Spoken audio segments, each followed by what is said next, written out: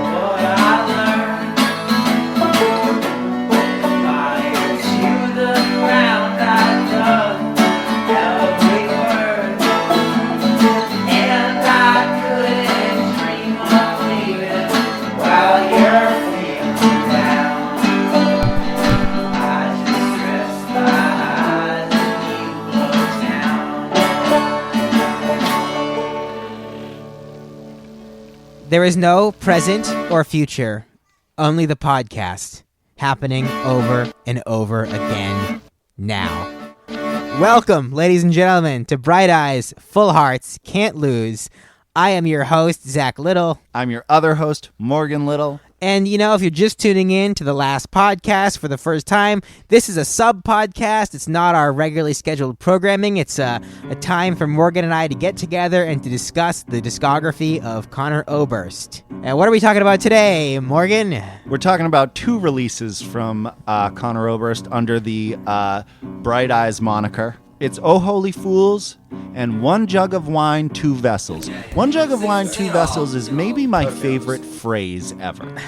Really? It's a little funny to me because I always think it must be cheap wine. I don't know what it is. It's just that phrase is just, it's so perfect. It's just a great, we're going to talk about another one too.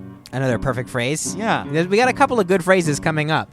But I guess before we get into these records, we should discuss other business. First of all, can I say it's 100% Simon Joyner singing on We Are Free Men. I have not received any additional information. In fact, the Twitter poll that I put out was an even 50-50 split, which I am certain that you all did on purpose. Yes, that was great. I was listening to a Simon Joyner live recording. Yes, you sent me a recording that was pretty much the voice identical. Yes, it's there's a little, almost like a controlled voice crack thing that he does in the second verse of We Are Free Men that he does almost immediately in this video, and I went, that's the guy. Yeah, yes. What song was it? Do we remember? It was just a random It's Simon called The Joyner Only Living song? Boy in Omaha.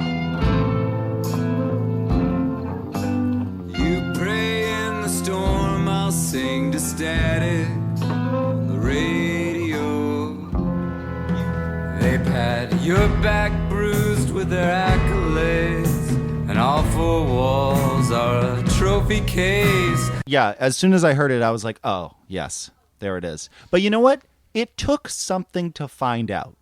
You know? Yes. It wasn't easy. It was not an obvious. No. It took a while. No. It wasn't a wasted effort. Mm-hmm. And the lesson here, I guess, is to all musicians out there to just have really clear liner notes. I mean, unless you do want your fans to speculate about aspects of your discography for years and years and years, which I guess why wouldn't you want that? Bright Eyes does that seemingly purposely. Yeah, create ambiguity. Yeah. In all the right places. Because, Yeah. there's a way to create ambiguity in all the wrong places, like the movie Birdman. But there's other ways. There's other ways to create the right kind of ambiguity. You got to know when to hold them and when to fold them on that kind of stuff. Mm-hmm.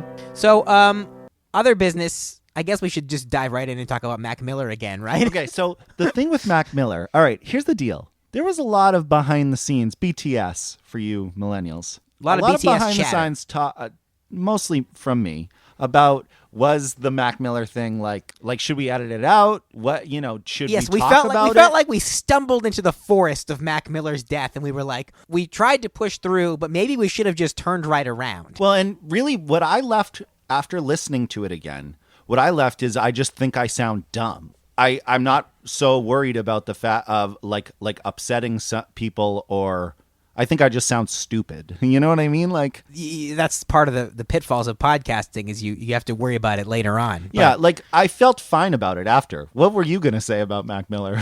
Did you have a real great way to sum it all up for us? No, honestly, I wish that I had some further, more compassionate thing to say in particular about it. Sure. I mean, it still sucks that he died. It really seems like he impacted a lot of people positively.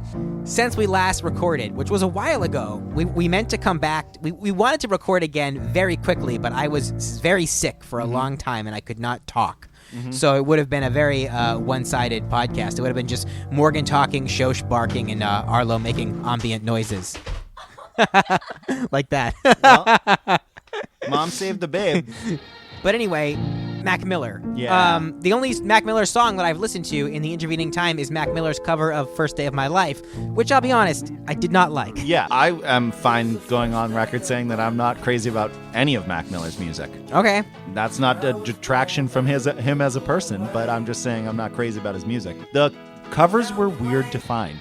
Yes. That was it. We found them after the fact. Yeah, it felt like a little bit of a cosmic rebuke. Yeah. You know? Yeah, it did. It did. But and I think it's cool that Mac Miller was a Bright Eyes fan too. He's a fellow member of the Brotherhood. Mm-hmm. And yeah, and it was fine. It wasn't like it was a bad cover. It's just like there's certain Conor Oberst songs that I don't think you should cover. Yeah, I agree. I think A First Day of My Life is a very hard cover to do. Yeah. You'd have to change its, which I guess he kind of does. He does it kind of slower. You'd have to kind of change its, like you'd have to do like a bluegrass cover. You know what I mean? Like the version that Conor Oberst does live now is a very upbeat, full band version of First Day of My Life, and I could almost see someone taking it in that direction. Yeah. But like it's already a simple acoustic ballad. You know what I mean? So to do another version of the same thing.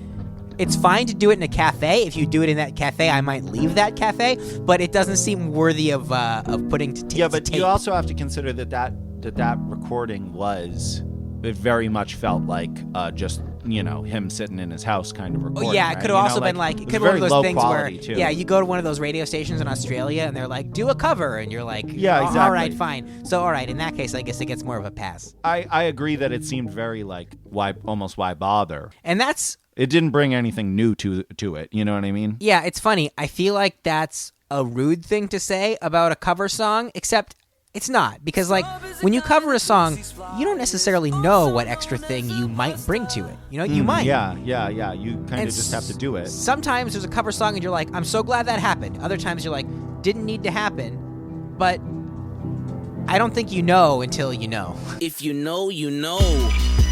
Yeah. If you know, you know. Okay, well, so I guess we've closed the book on Mac Miller. Actually, no. How about this? If anybody has a Mac Miller song that they really like, send it to me. I like that. I would like to hear it. I got Spotify to work on my work computer, and I feel like I wasn't super into it. You need like a medium level cut. I need something that people really are like, oh, this is why I like him. You know? Because that's the thing is that like I haven't necessarily heard that thing yet, you know? We said at the end of the last episode, we're not counting the reissue of One Jug of Wine. The first 4 tracks on Spotify, we're not counting those. Those are not part of the original recording session. And I wanted to make sure nobody felt bad if they like listened to it. It's fine. Like That's it's not like credit. Those songs aren't bad. They're just like not recognized diplomatically, like North Korea, like it's there. Yes, it is technically there, but like we're just not saying it's there. I think a lot of this podcast is about kind of by the way, we have created a history of not including the re-releases or remastered things because we didn't do it with Arcade Fire. You're right. On multiple occasions. There's Neon Bible stuff and there's I think. Yes, and there's that we skipped over because it was Reflector stuff. Mm-hmm. So in this show's deal. Like it's like we don't include that. You know what we also don't do? Hey Arlo, what's up, dude? What we also don't do is what? You come to me. We're talking about these albums on how they affected us. And if those songs were not on that album originally, we weren't listening to them on repeat like we were with every other album. All right, so what have you been listening to? Okay, so we know that I've already kind of established that I'm going through a phase of listening to like old disco and stuff Did we like establish that? Well, like if you've been following my Spotify, I have multiple Galaxy Tunes playlists. Oh, right. Okay. Galaxy. Now we're on Volume 3. Volume 3. You're creating the soundtrack to the movie James Gunn's never going to make. Yeah. So you know what's really funny about? Let me talk about the Guardians of the Galaxy really quickly. Sure. James Gunn is very important to me for a lot of reasons. One of those reasons is that he introduced me to this music that has very much changed my past few years because I never listened to those songs before and I never would have probably, you know? Yeah, it takes something sometimes to unlock older music. And now it's like all I listen to. I am very heartbroken over the idea that James Gunn is not going to be part of Volume 3. And worse, that he's involved with like a Suicide Squad sequel or something. Yeah, that's horrible. I'm so upset about that. Yeah. But yeah, he's on for Suicide Squad too. Yeah. Anyway, so the thing with that is, I mean, obviously it's horrible that he doesn't get to finish his trilogy. That's like a terrible thing. These songs... However, Guardians of the Galaxy 2 is perfect, and I'm kind of cool with leaving it there. I agree. I agree, totally. Guardians 2 is one of my favorites out of the MCU.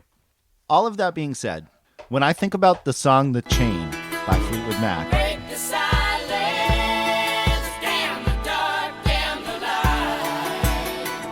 That song does not exist in any other world to me than in the scene that it's in the Guardians of the Galaxy. So if someone was like, what is the song The Chain about by Fleetwood Mac? I would say, well, it's about getting the team together for the Guardians of the Galaxy. That is a great song, and it is used perfectly in that. There's a lot of used perfectly songs in that whole bit. Yeah. The Pina Colada song, when Drax points out, here comes Star-Lord, and he's like, behold. And that song plays. Like, that's incredible.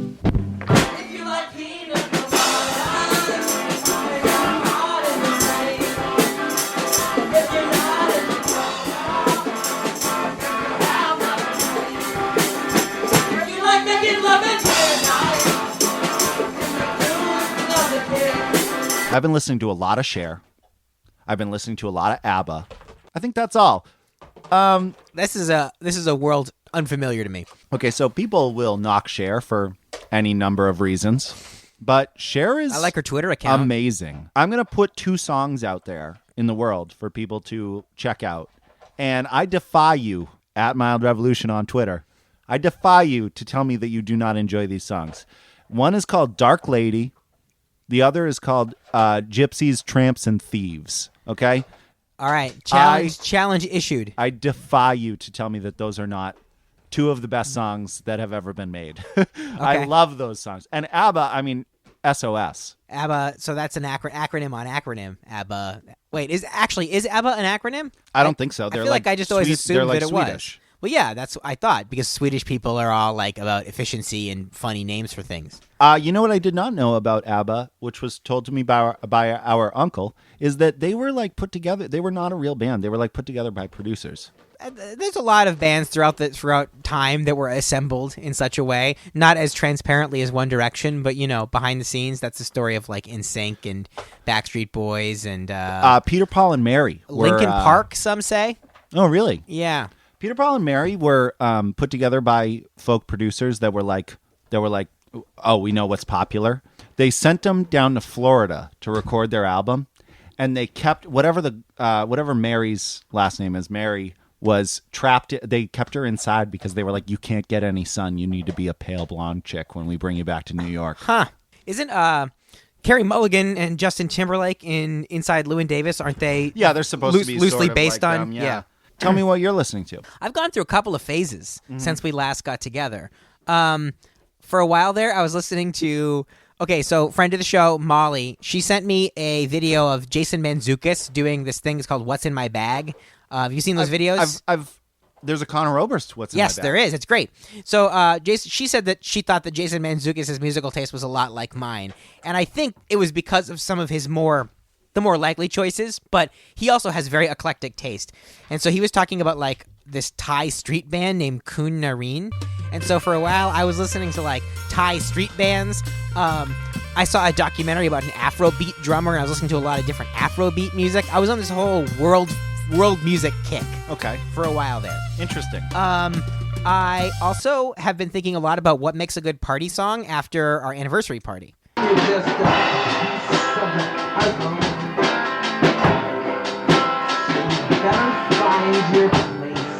Because, we were playing music with our friends, and a couple parties ago, it was like, bust out the emo hits of the past. You're taking back Sundays and everything, and that was what worked. Mostly because, by the way, we were all performing those songs in a... Oh, I guess people probably saw videos of this, right? I don't know. The deep cut fans of yours will have seen a video. We all performed... Zach had a whole band set up outside, and we all played a lot of stuff. It was... I don't know why I felt like I needed to clarify that. Yeah, well, that's the thing. So we were playing music, and... but at the most recent party, the thing that really hit though was like we played the Pina Colada song and like The Weight by the band, like those kind of songs. So I've been thinking a lot about like what makes a good party song, because it has to be easy to play, because everybody has to be able to pick it up fast. Right. But it also has to be... I guess I was expecting you to be saying party song and like what you were going to play, not... I mean, I play didn't on realize... a stereo, not yeah, play with yeah. my I hands. didn't realize you were saying playing with play with a group of musicians. What's the formula? And I don't quite know what it is yet. I haven't quite unlocked it, but it's somewhere in between those things. The easier to play songs, but that are also like classic rock. The other thing I put on our list for something to talk about on our what we're listening to is "Don't Stop or We'll Die."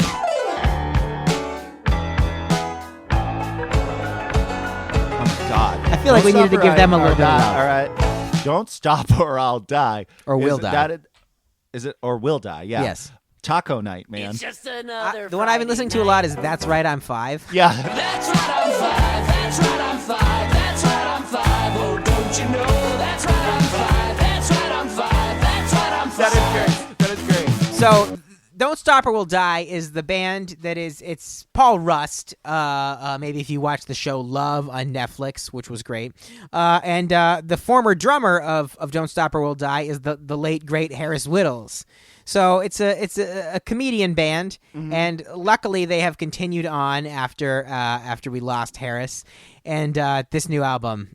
Not only so funny. What I think is great about it is that it's funny, but they're also good musicians. Yeah, that's what I like about it too. Like Space Worm, the first song, is just a jam. Yeah, it is.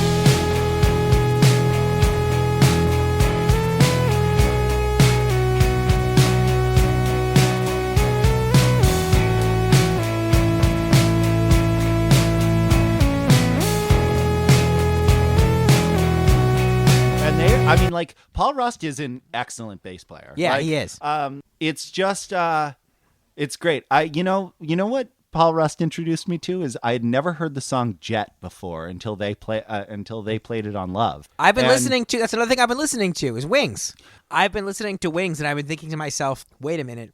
Was Paul McCartney secretly the best Beatle all along? Like, for sure, like, inarguably? And I think maybe he is. No, he definitely is, and he's a better songwriter too. The difference is that John Lennon is cool, and Paul McCartney is not cool. And John Lennon's cool because he's dead. No, he was cool when he was alive. I guess, but I feel like if John Lennon was still alive now, he would say shit on a weekly basis that would make everyone on Twitter so mad. He'd be defending Louis C.K. right now. This must become beneath us now. We cannot swear this poison now. It's in my skin and in my mouth.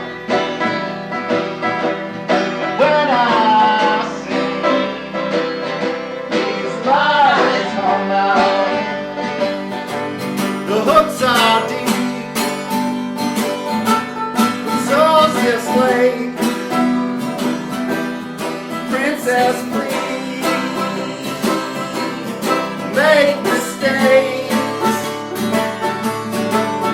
it seems like I've done right, so I can sleep well tonight. And it ain't the cause, and you ain't the boss.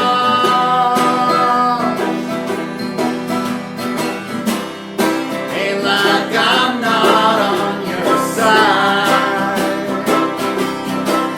It ain't like I'm trying to keep you when the secret is you want another guy. You're on my mind.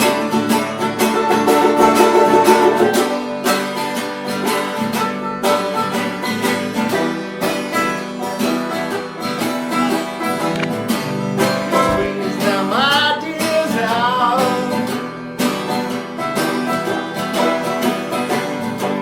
and I just forgot now. Gotta make some space for pain.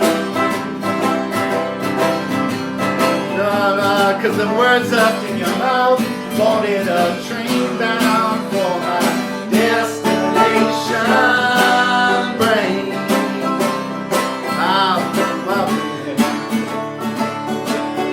I've been waiting.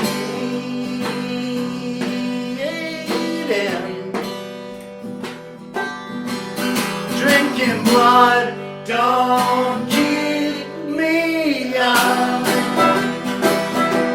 It's just a taste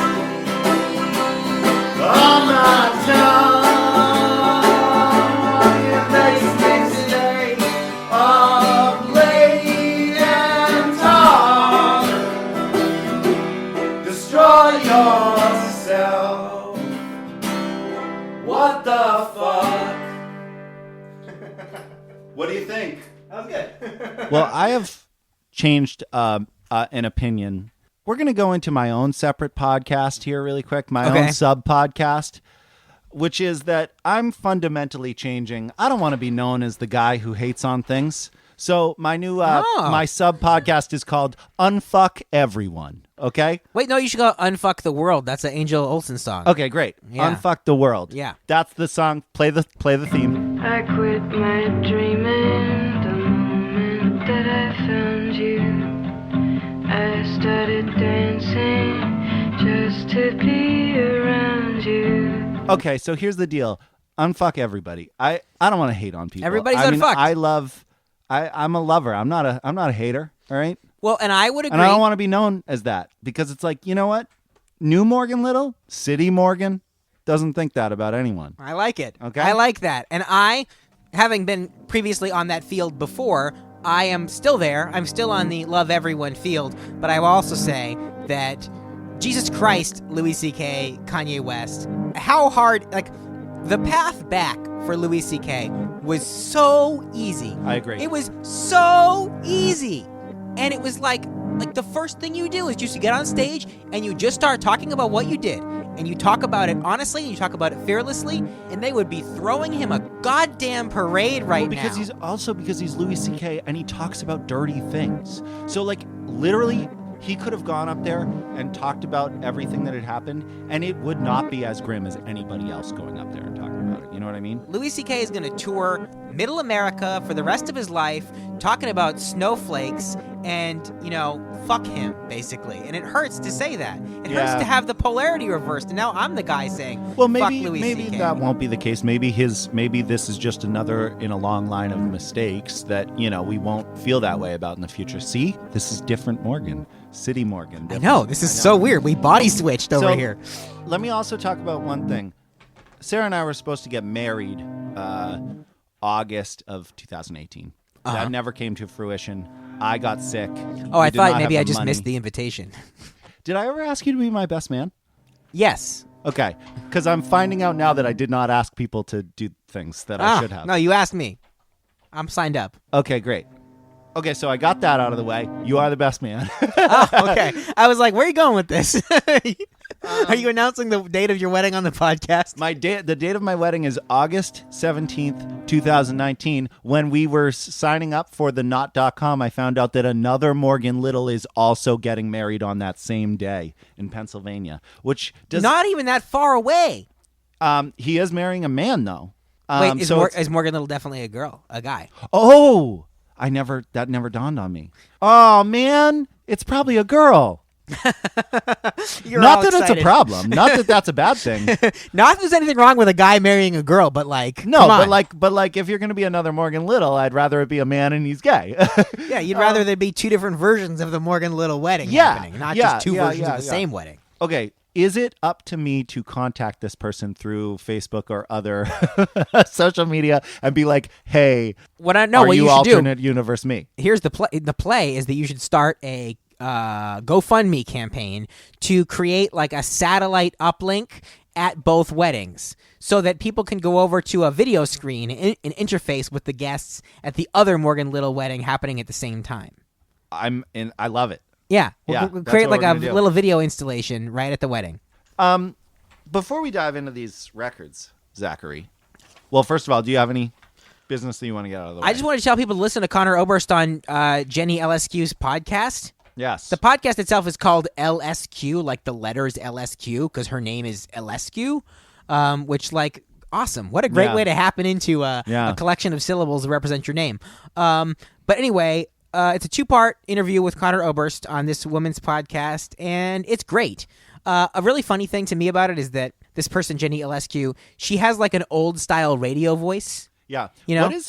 What is her relation to him? I don't know. I think she just I is have a only local. listened to the first part. My guess is that she would be, maybe she's like a radio host in Omaha originally, or was, because she has this like, and how about that? What was that like? Yeah, I voice, agree. which is a little, it's anachronistic in podcasts, I guess is what I would say. But it's fine. Conor Oberst does most of the talking, and it's really fun. Yeah, I have not listened to the second part, but Is- I loved the first He part. tells the story about the record executive that kind of took him under his wing. Yes, in the first part. That was very interesting. Yeah, and it was so. It's maybe the longest I've ever heard Conor Oberst tell a single story without interrupting himself, like thought-wise, and just this record executive took him under his wing as a young person and was kind of like a surrogate father. Well, more like treated Conor Oberst as a surrogate son. I guess that's what the story was. The guy like lost a child. Lost a child, so he felt like the guy was like a little bit more Yeah. receptive to him or something, you know? And he let Conor Oberst out of his record contract at the precise moment that they were all starting Saddle Creek Records. If it hadn't happened, then probably the whole thing would have fallen apart. Because at the time, Conor Oberst was a member of Commander Venus, and he was locked into this record contract. And if he had not been let out, he would not have been able to release the first few Bright Eyes albums on Saddle Creek Records. And all of those bands that we found out about in association with Bright Eyes, we wouldn't have found out about. That whole venture Yes, probably that's wouldn't true. have gotten up off the ground. Also, Commander Venus, I think we're agreed, one of the all-time worst band names. Well, it's not even just it just altogether was kind of a disaster in my mind cuz like it sounds like it like started to pan out for him. Commander Venus. But then kind of didn't. But also the music sucked and Yeah, what I've heard of Commander Venus is not good. sure. And all those guys split off into such amazing things. Yeah. That I kind of feel like the difference between Commander Venus and the first Bright Eyes record, it's like, you know, miles away from it. So- And The best thing that band did was break up, basically. yeah, because it split off into all these amazing things. But I was thinking about bands that have the old bands of people that went on to be famous, like Ryan Adams, Whiskey Town, yeah. Elliott Smith, Heat Miser. What about Jeff Tweedy's old band? with Uncle that Tupelo. other guy? Yeah. Yes. So on the ranking, I would say Uncle Tupelo's pretty bad. Heat Miser and Whiskey Town, both great band names. Oh, I thought you were just talking about the bands No, themselves. musically great. Yeah. No, but I'm talking about the band name. Yeah. I'm saying Uncle Tupelo is like Yeah, not a great second name, worst. but Heat Miser and Whiskey Town, both awesome names. Heat Miser might be the best band name ever. Yeah, I agree. I agree. Well, and it's like I almost like it would have been nice to see Elliott Smith through that lens, just because he's so good at that stuff. Yeah. Like his big band stuff is the best stuff out of Elliott Smith. One of the most incredible things to me about Elliott Smith, and I am like frequently emotionally moved listening to Elliott Smith, is that like he did like all of it himself. Let's give three songs for Elliott Smith to listen to. Okay. It's definitely Baby Britain. Water pouring from your eyes. Alcohol again. Very bitter. Baby Britain's great. I love Coast to Coast. Okay, that's a weird one to pick, but okay. Come see what's there for you. Nothing new.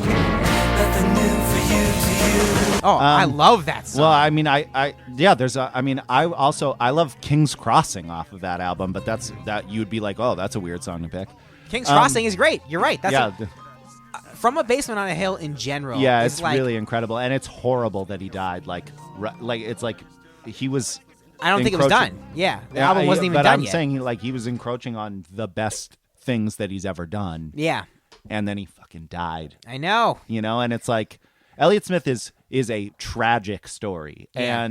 And like his music is so beautiful and heartbreaking and everything. It's all there. If you've never watched the video of Elliott Smith playing Miss Misery at the Oscars, watch it, because when you think about what a crass piece of shit the Oscars is in general, or just award shows, and what a slog they are. And you can imagine this sudden, 3-minute oasis in which everything was cut through and everything was broken and everybody just kind of went like, oh, shit. Well, and he's in a white suit. Yeah.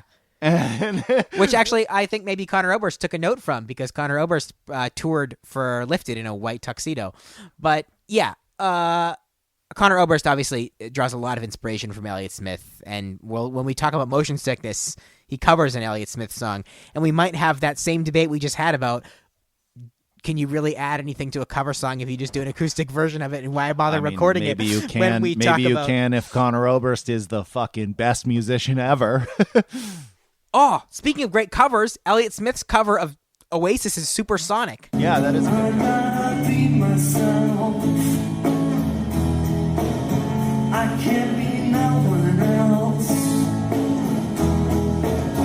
I'm feeling supersonic. Give me gin and tonic. You can have it all, but why would you want it? What's great about that, the reason it works, is Elliott Smith takes the chord progression just from the chorus and makes it the whole song. And does the whole song like that. You know what's weird too? I think that the Elliott Smith version of that song was the song that I knew first. Yeah, well, that happens a lot. I just recently was on, we'll get to the Conor Oberst Reddit board later. I was on the Conor Oberst Reddit board, and someone went on there. I've never even considered looking there. It's called Oboards. That's funny. Anyway, someone posted, they were like, oh, I'm just getting into Conor Oberst. What are songs that are like Kodachrome?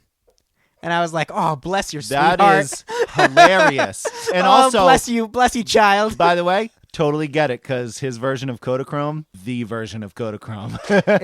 It's a great song, and but it's also like everyone has fallen into that trap. When I first heard, it's a Paul Simon song. Yeah. When I heard the Piebald covers the Kinks song Strangers, I thought it was a Piebald song. It was on their album. Funny. And then I saw the trailer for Darjeeling Limited, and that song was in the trailer, and I was like, who's that covering that Piebald song? That's funny. That's really funny. There you go into I don't mind. If I live too long, I'm afraid I'll die. So I will follow you wherever you go.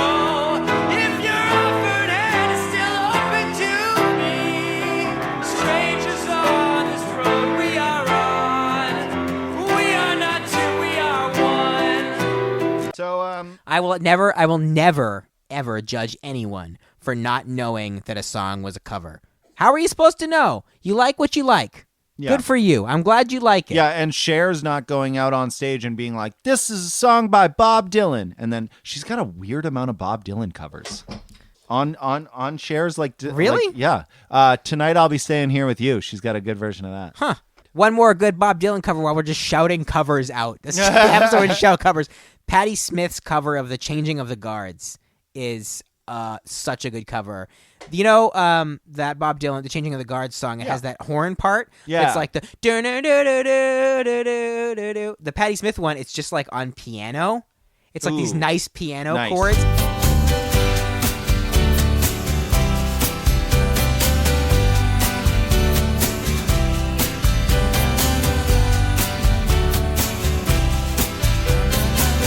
You know, I've And never checked out any Patti Smith. I've never listened to Patti Smith. Listen to Horses. Start there. Is that an album? Yeah. Okay, cool. I'll do that. So, all right. What else? You got anything else before we go track by track in this bitch? Do you want to talk about anything that you're watching? Watching. Yeah, Ooh. I know. Okay. Sure. By the way, so I just watched the first episode of True Detective season 3 last night. Mm-hmm.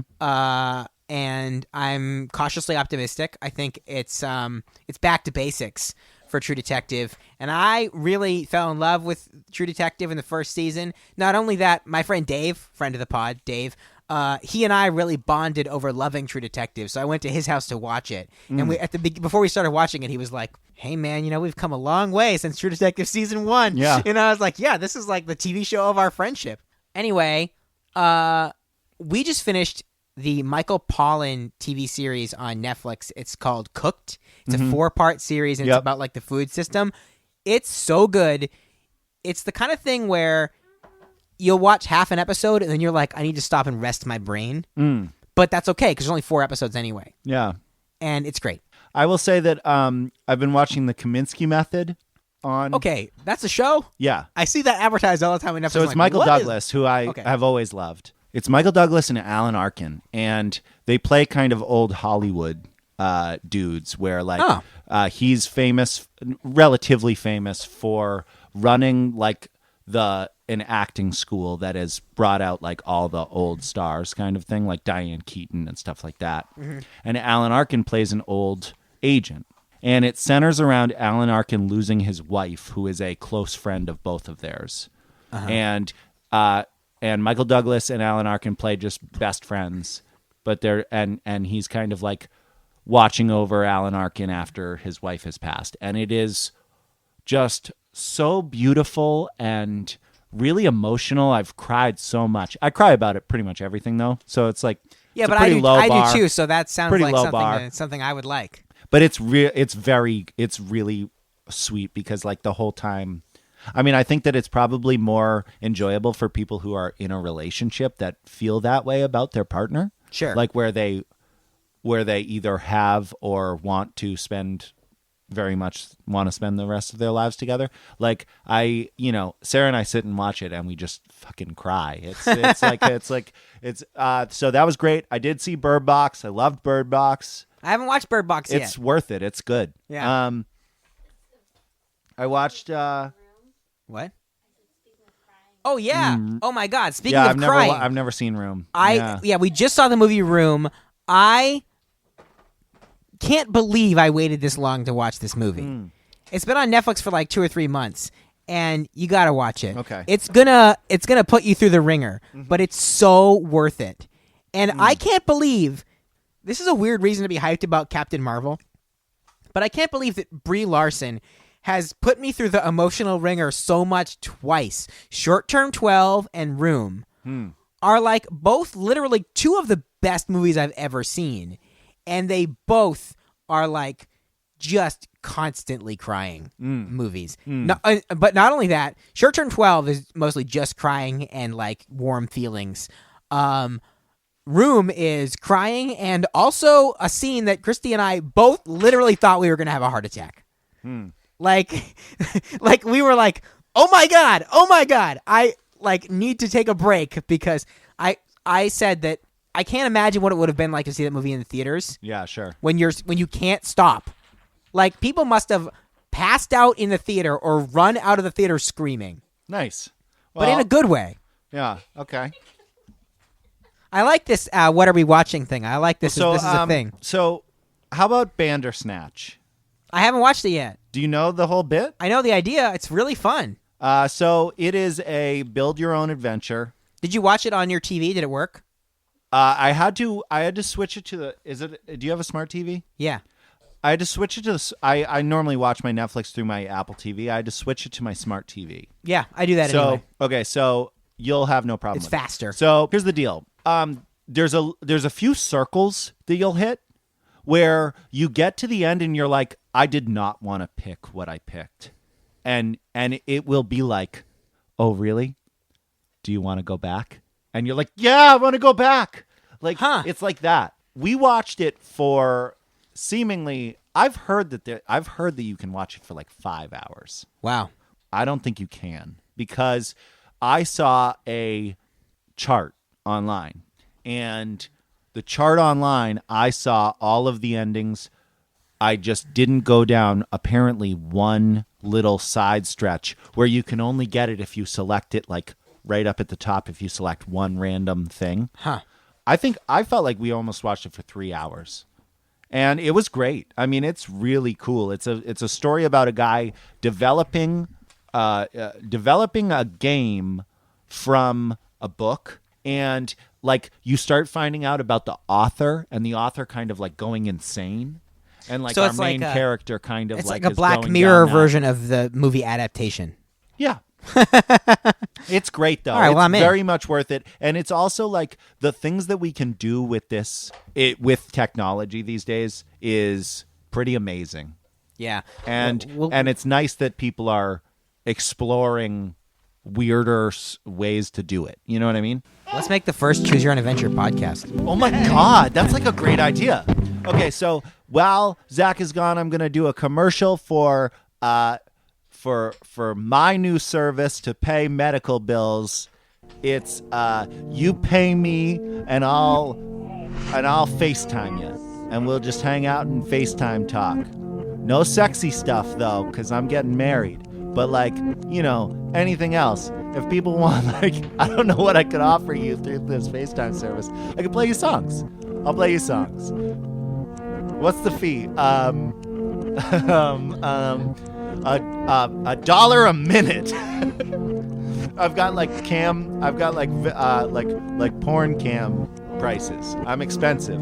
Oh, we could do the thing that porn cams do, where like it's like you pay me in gold, and you like tip me and stuff. Let's do that. Am I getting into porn?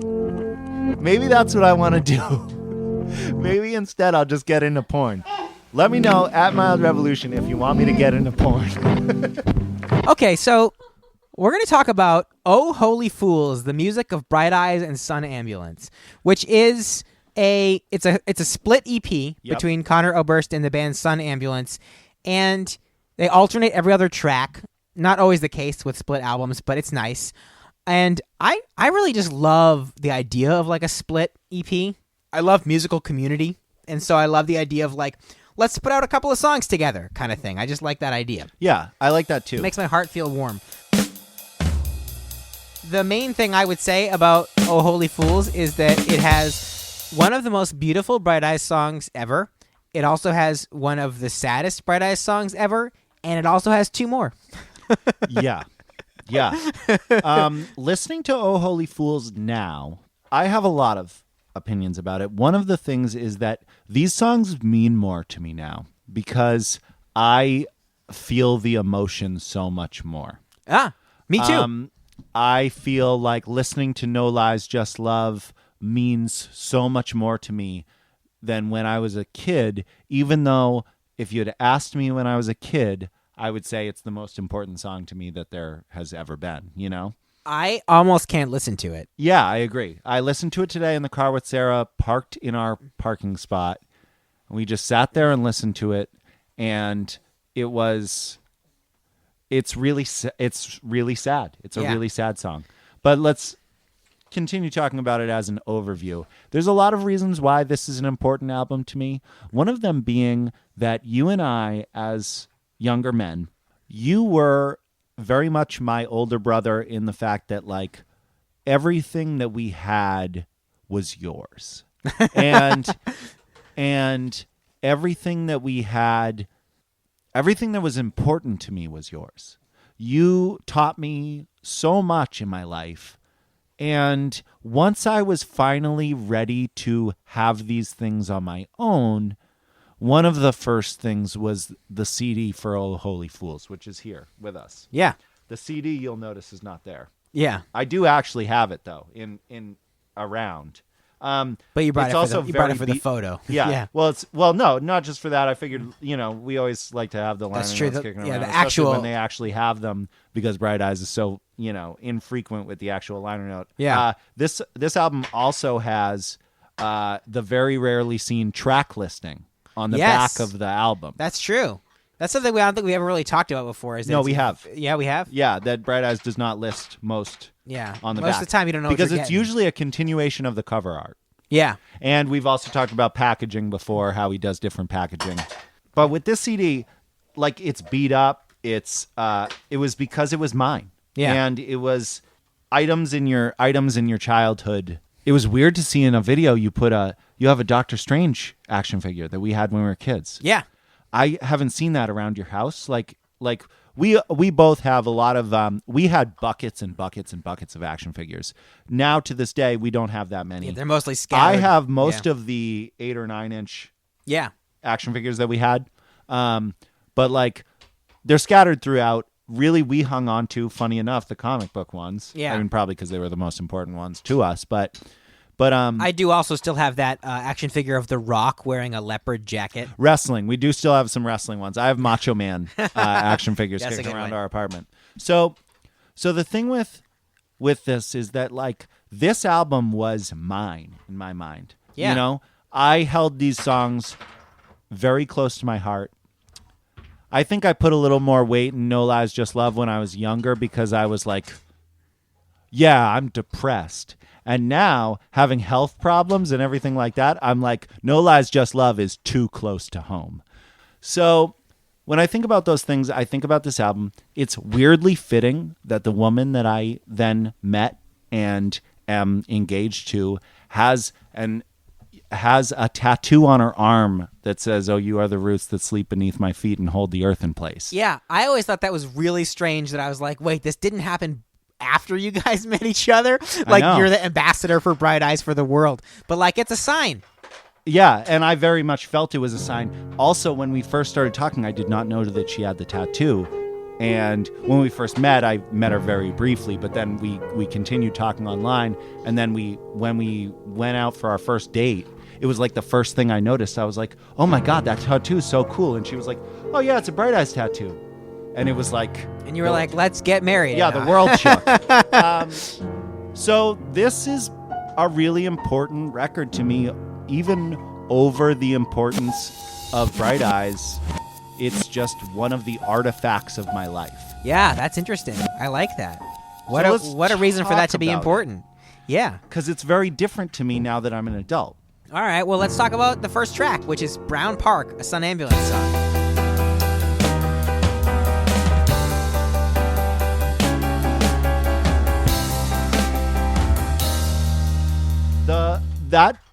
The amount of times that I've heard the intro, I want to sit with you at Brown Park, is incalculable in my life. And I love this song. Me too. I feel very not much love for the rest of the Sun Ambulance stuff on this album. I agree. Okay. I feel like I did not know until very recently that Joe Knapp was a drummer. And Joe Knapp, the singer of Sun Ambulance. I don't know for sure that he played the drums on his own songs, but I sort of have to assume that he Yeah, did. probably. Because they have the authority of someone who wrote the song knowing what the drums would exactly be like. Yeah, I there agree. are only certain people that are like that. Elliott Smith. Yep. Maria Taylor is another person Sure. who knows exactly what the drums are going to sound like, and so her songs seem built around the drums. And this song in particular, I mean, the drums are so crisp and specific. And, like, just as a drummer, I'm like, this guy's good. And he kind of has his own way. You know what's too funny, too? When you're listening to that song, it kind of feels... There are plenty of times where the piano gets really aggressive and the drums get really aggressive together, and you're like, this is going to fall apart, and then it doesn't. Yes. And that's a really great thing there. I wanna play with you at Brown Park. I love that. In fact, This is a sad story. There's a song by this band Sunset Rubdown that it's one of the guys from Wolf Parade. Okay. And it's a song called "The Mending of the Gown," and it's a song that really sounds like everything is so chaotic. The mending of the gown. Yeah. That's another great phrase. It is. I love that. But the song itself, it's like when I first heard it years ago, it sounded like everything was going to fall apart, but it somehow just held together. Mm-hmm. And something broke in the way that I can listen to that song now. Because when I listen to it now, it sounds like it is falling apart.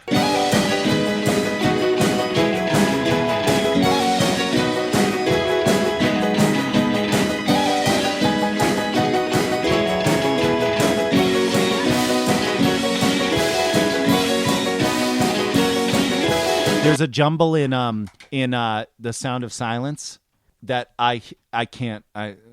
It's so weird. It's like it wrecked it for me. Yeah. It's like it's the thing where if you say a word a bunch of times, eventually it stops making sense, and then you can't unhear it. You or can't something. unhear it. Yeah. Yeah, and it's like I don't know what happened, but that Do you song know the broke. song "Evil Woman" by Electric Light Orchestra? Maybe. Evil woman. Yeah. Do-do-do-do-do-do. Yeah. Evil woman. Sarah in the kitchen started going, medieval woman. And I can no longer listen to that song. See, that was the point of all those, when I was doing those Christmas song videos and stuff. Every time I rewrite a Christmas song, I'm just trying to break that Christmas song. Every time people hear Good King Wenceslas, I want them to hear, who's that motherfucker? That those bits were so funny. I'm trying to it's not important. I loved all of them. I guess I feel like, in general, I have for many, many years enjoyed getting humor out of Christmas songs. I mean, the Righteous TV Christmas specials were, like, huge. Yeah, those that's were, like, true. our biggest episodes every year, and a lot of it hinged around rewriting Christmas songs.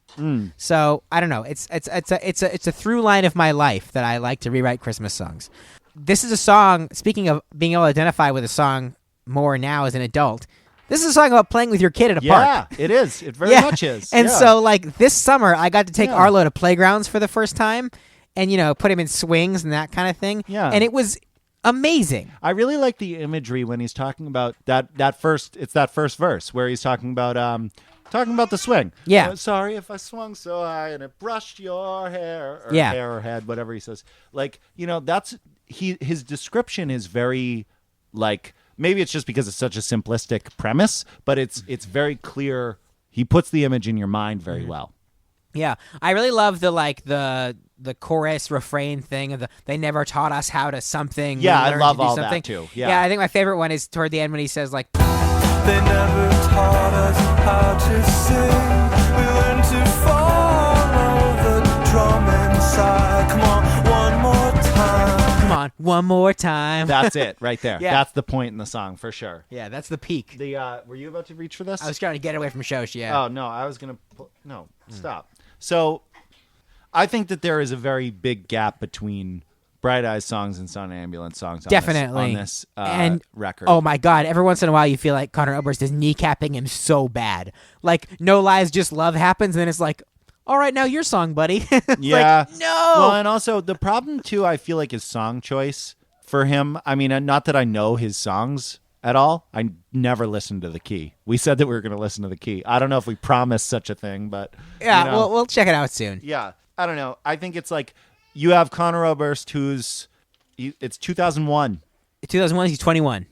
Conor Oberst is breaking some mind barriers that no one should be breaking when they're 21.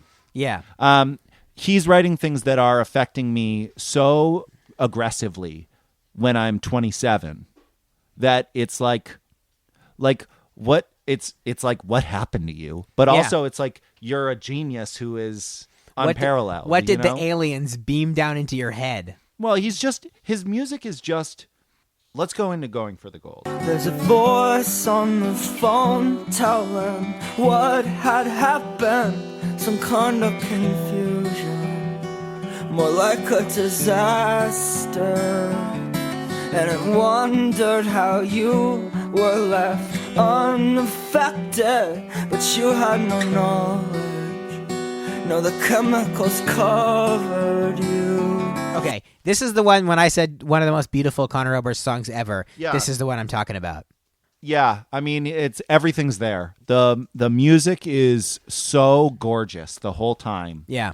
It's really like, and it's just him preaching, you know, like it's like he is just his words are so great in this song. Yeah. And it's all just him going. You Yeah. know what I mean? Like like the breaks are minimal. There's some interesting musical stuff happening, but Yeah. it's mostly just the guitar and voice. And it's a really great like intro to Conor at this time. Yeah.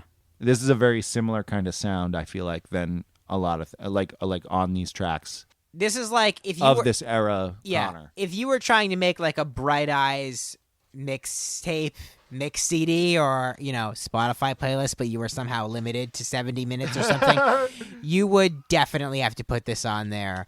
And at like the right exact devastating point. Yeah. When we saw Conor Oberst for the first time ever, he played this song at the Somerville Theater, and it was like he just leveled the entire audience. And it's one of those things that I have in my head as like a very fond, just communal audience experience. Recently, there was a Twitter thread about like the best action scenes in movies, and somebody mentioned the Inception hallway scene. Yeah. And I saw that movie in theaters 2 times, and both times when it gets to that hallway shot, every single person in the theater went like, ugh. Yeah. Yeah. And yeah. it was like, whoa, how can you create that effect? And to be in an audience where everyone is feeling the same thing is it's a rare treat of being a human person. Have you ever seen any videos of the end of Infinity War audience reactions? No, that's fun. You should watch it. They're a real good time. When the Red Wedding happened, I watched tons of Red Wedding reaction Those were great videos. too, yeah. I wrote down one set of lyrics in this song. Well, I think I wrote down several, but on this page I wrote, but if I can I could talk to myself like I was someone else, well then maybe I could take your advice. And I wouldn't act like such an asshole all the time. and I wouldn't act like such an asshole all the time. And I was like, this is me. Yeah, This is hashtag me on my Tumblr. It's really weird that you say that. Today, I was re-listening to all these songs before I came over, and I felt the exact same way. I was like, oh man, that line was written for me. But I think my favorite is the end of the song. The part about, I know a girl who cries when she practices violin. Yeah, and I was kind of like trying to like, why don't you read? Do you have the whole thing right there? Yeah, it's all. I think it's like a kid carries his Walkman on that long bus ride to Omaha. I know a girl who cries when she practices violin because each note sounds so pure, it just cuts into her, and then the melody comes pouring out her eyes. Now, to me, everything else, it just sounds like a lie. It's so perfect. I was kind of like toying with the idea of in my mind, like, yeah, but like the imagery of a girl who cries while she practices violin. I'm like, this is everything that people pick apart for Conor Oberst. Not that they have any leg to stand on, but this is the type of thing that they point out, and they're like fucking emo or whatever. Yeah, they act like it's overwrought.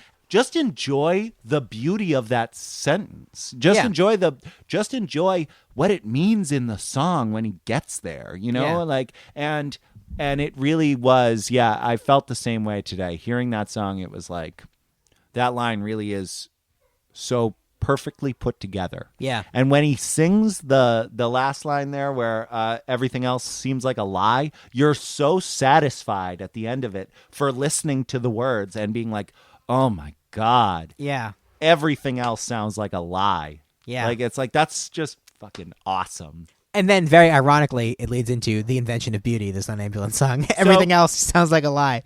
Yeah. Timing is everything. No, that's too harsh of a knock. This is a fine song. But do you have anything else you have to say about Going for the Gold? I mean, I could probably talk about that song forever. Yeah, but same. I feel, no. It's one of the greatest songs of all time. It's literally unimpeachable. Let's talk about Invention of Beauty. Timing is everything. The first thing I wrote was, it's fine. It's fine. It's fine. Yeah. It's not. I mean, the thing is that it's like, for what it is, it's good. It's a good version of that song, whatever that song is. But like, nah. It made me think of the band Pedro the Lion. Remember Pedro the Lion? We're having some weird mind meld things. We've been listening to Pedro the Lion at work because Really? the guy out front, one of the waiters out front, Johnny, who's like, he was a Bright Eyes dude. He Yeah. was he was all that back in the day. He's like a little older than us. He's probably like, what are you, 32? I'm almost 32, yeah. So I think he's like 36 maybe. So he was into all that stuff. We started talking about Pedro the Lion and it started coming up all week. We've been listening to it. I remembered how much I liked the song Criticism as Inspiration. You know, the one that's like, Yeah. clear as a bell Yeah. are the short breaths. My Pedro the Lion song is Big Trucks. I like Big Trucks. That's a good one. There's real people in the big trucks that you flip off when they get in the road. I also really love, it's not Pedro the Lion, but David Bazan. Yep. He does a cover of the Radiohead song Let Down. Oh, I think I've heard that. It's great.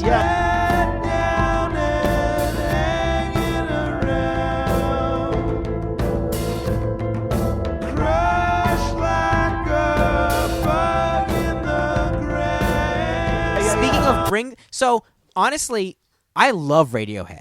Like, Yeah. people who bitch about Radiohead, like, can drop dead. Well, it's, what are you bitching about? People, I think, know what I mean? people think people don't like what I read. I remember reading a Twitter thread, and I retweeted it, and I wrote everyone in this thread as a cop because they said like, what's your radical music opinion? And so many of them were like, nobody really likes Radiohead. They just pretend to seem smart. And it's Okay. like, no, I really like Radiohead. And it comes down to one album, OK Computer. And In Rainbows. Well, no, I'm saying, why do we like Oh, Radiohead? yes, you're right. Why do we like them Us in the as first people, place? We caught on to OK Computer, and OK Computer has some of the best music shit that has ever taken place. Paranoid Android is like the best song ever written. like, you know, like the guy who directed Gravity, like that guy, whatever, Alfonso whatever his Cuarón. name is. Yeah, Alfonso yeah. Cuarón. That guy just creates. I haven't seen Roma yet, but that guy just creates like carnival rides of a movie where you're. Just By the like- way, Gravity sucks. it's not a good movie, but it was a fun experience. I know. I saw it in 3D. Actually, that would have been nice. I think I saw it at home, so that's probably why I wasn't as Yeah. much of an enjoyment of it. I saw it with Jory, and as we left the theater, we were like, "That was good," but I have no desire to ever see that again. Yeah, that's how you feel when you leave Gravity. Yeah, Yeah. I agree. But either way, it's a thing of incredible construction, basically. It's a feat of modern engineering. And I would say, like, Paranoid Android is another one of those. It's a feat of modern engineering. When the Paranoid Android breakdown happens,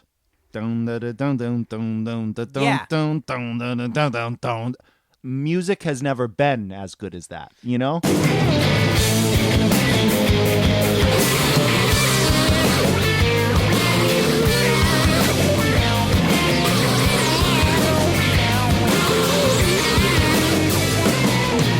Yeah, Like, and also... that's the best jam out that there is. Like, And the end of Karma Police is also one of the most yeah, beautiful. yeah.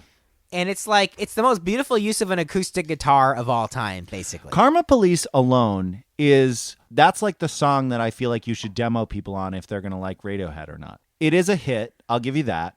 But it's also like everything's there for what I like about Radiohead, you know? Yeah. And after that, I went back to other albums, but I just feel like OK Computer is like my Radiohead album.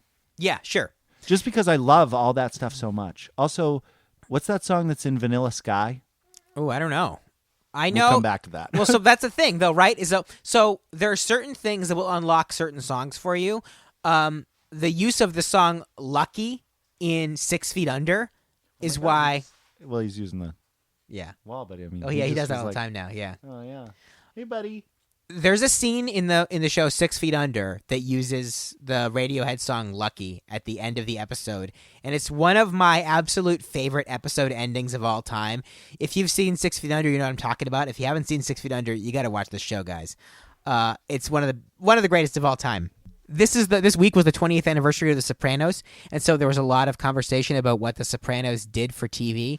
And I don't disagree with any of it. The Sopranos is incredibly important. But 6 Feet Under followed up on a lot of the things that The Sopranos started and like drove it home. 6 Feet Under is great. Anyway, Here's the only good part of the invention of beauty. Ready? The right beginning, and it goes. Bing, bing, timing is everything. That's it. Let's move on. well, hang on.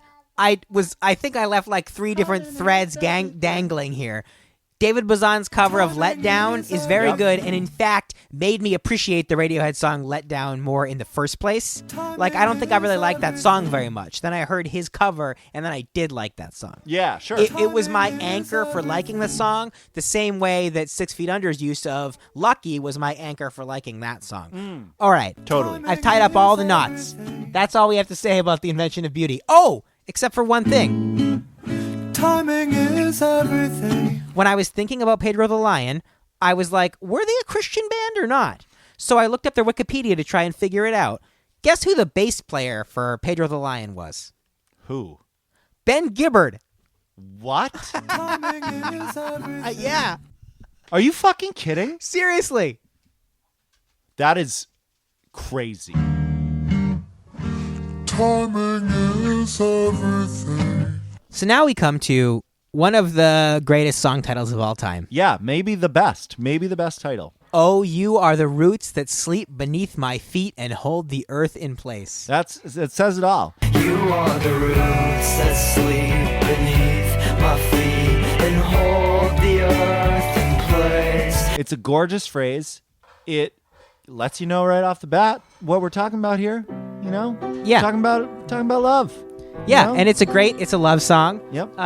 There's a couple different Conor Oberst songs we're going to talk about today that are just like love songs. Yeah. Yeah, I love the title. I love the second verse of this song. He talks about a book.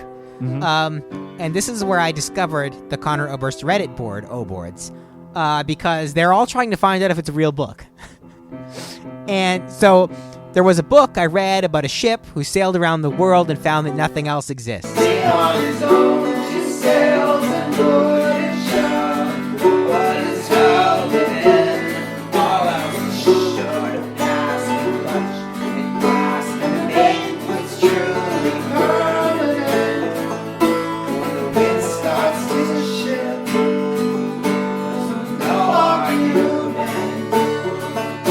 I mean, that could be anything. That could be fucking Moby Dick. Yeah. Right? So, but they're talking about it as though maybe it's a particular Waterworld. Yeah. Was that a book originally? No, I don't know. I mean, there probably was a novelization. It came out in that time period. Yeah, sure. I was realizing when looking at Oboards, the Conor Oberst Reddit board, that you and I are not Conor Oberst super fans in the way that some people are.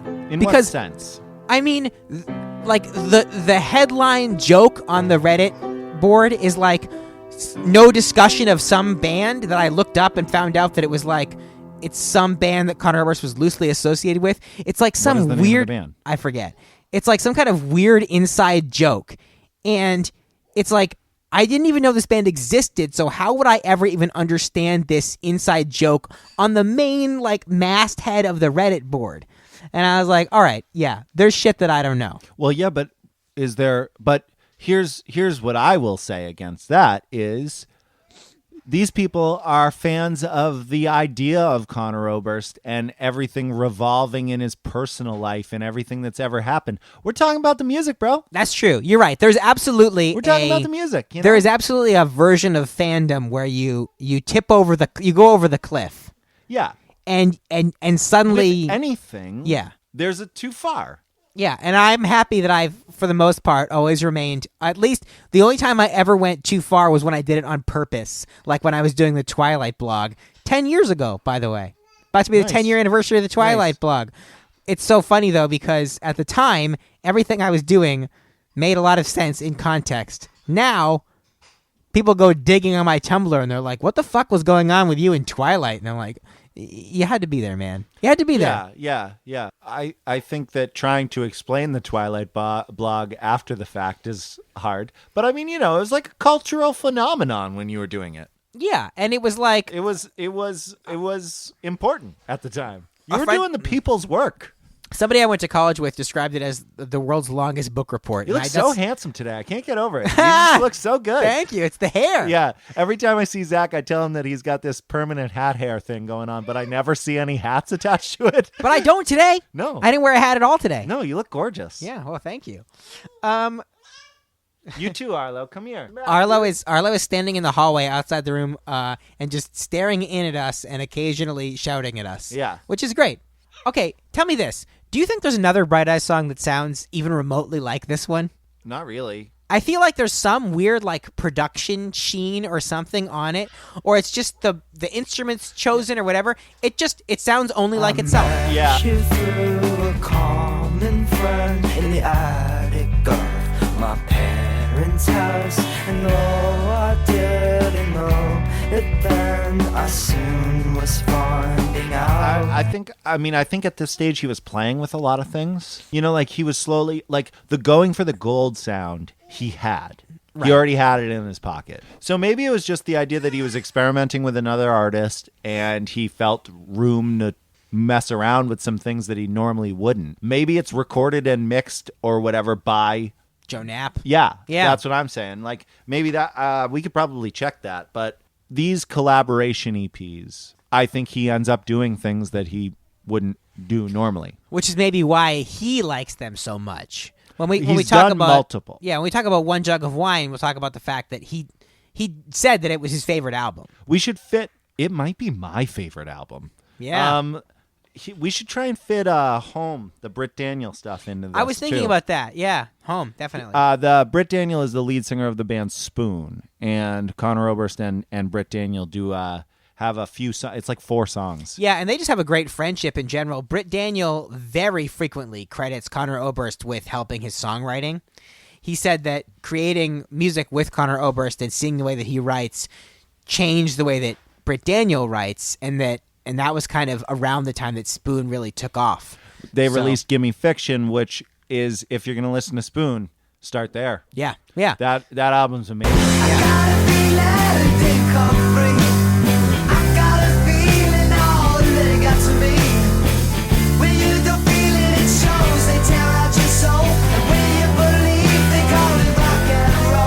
It's true, and Britt Daniel really gives the credit to Conor Oberst. Yeah. Or You Are the Roots. Anything else? It's full of great imagery. Even just the first verse where he's saying, "I met you through a common friend in the attic of my parents' house." Yeah, you can kind of picture it. It's just all very well described. It's very well, and like even though that second verse is completely separate from that first verse, it very much fits the song. Did we used to be able to get into the attic at like the Hales house? Yes. Okay, because when I picture an attic in the song, that's the one I picture. That's weird. I kind of feel like that too, maybe. Because it's an attic you could go up in and stand in and hang out in. And like at our house growing up, we just had like a crawl space up above the house.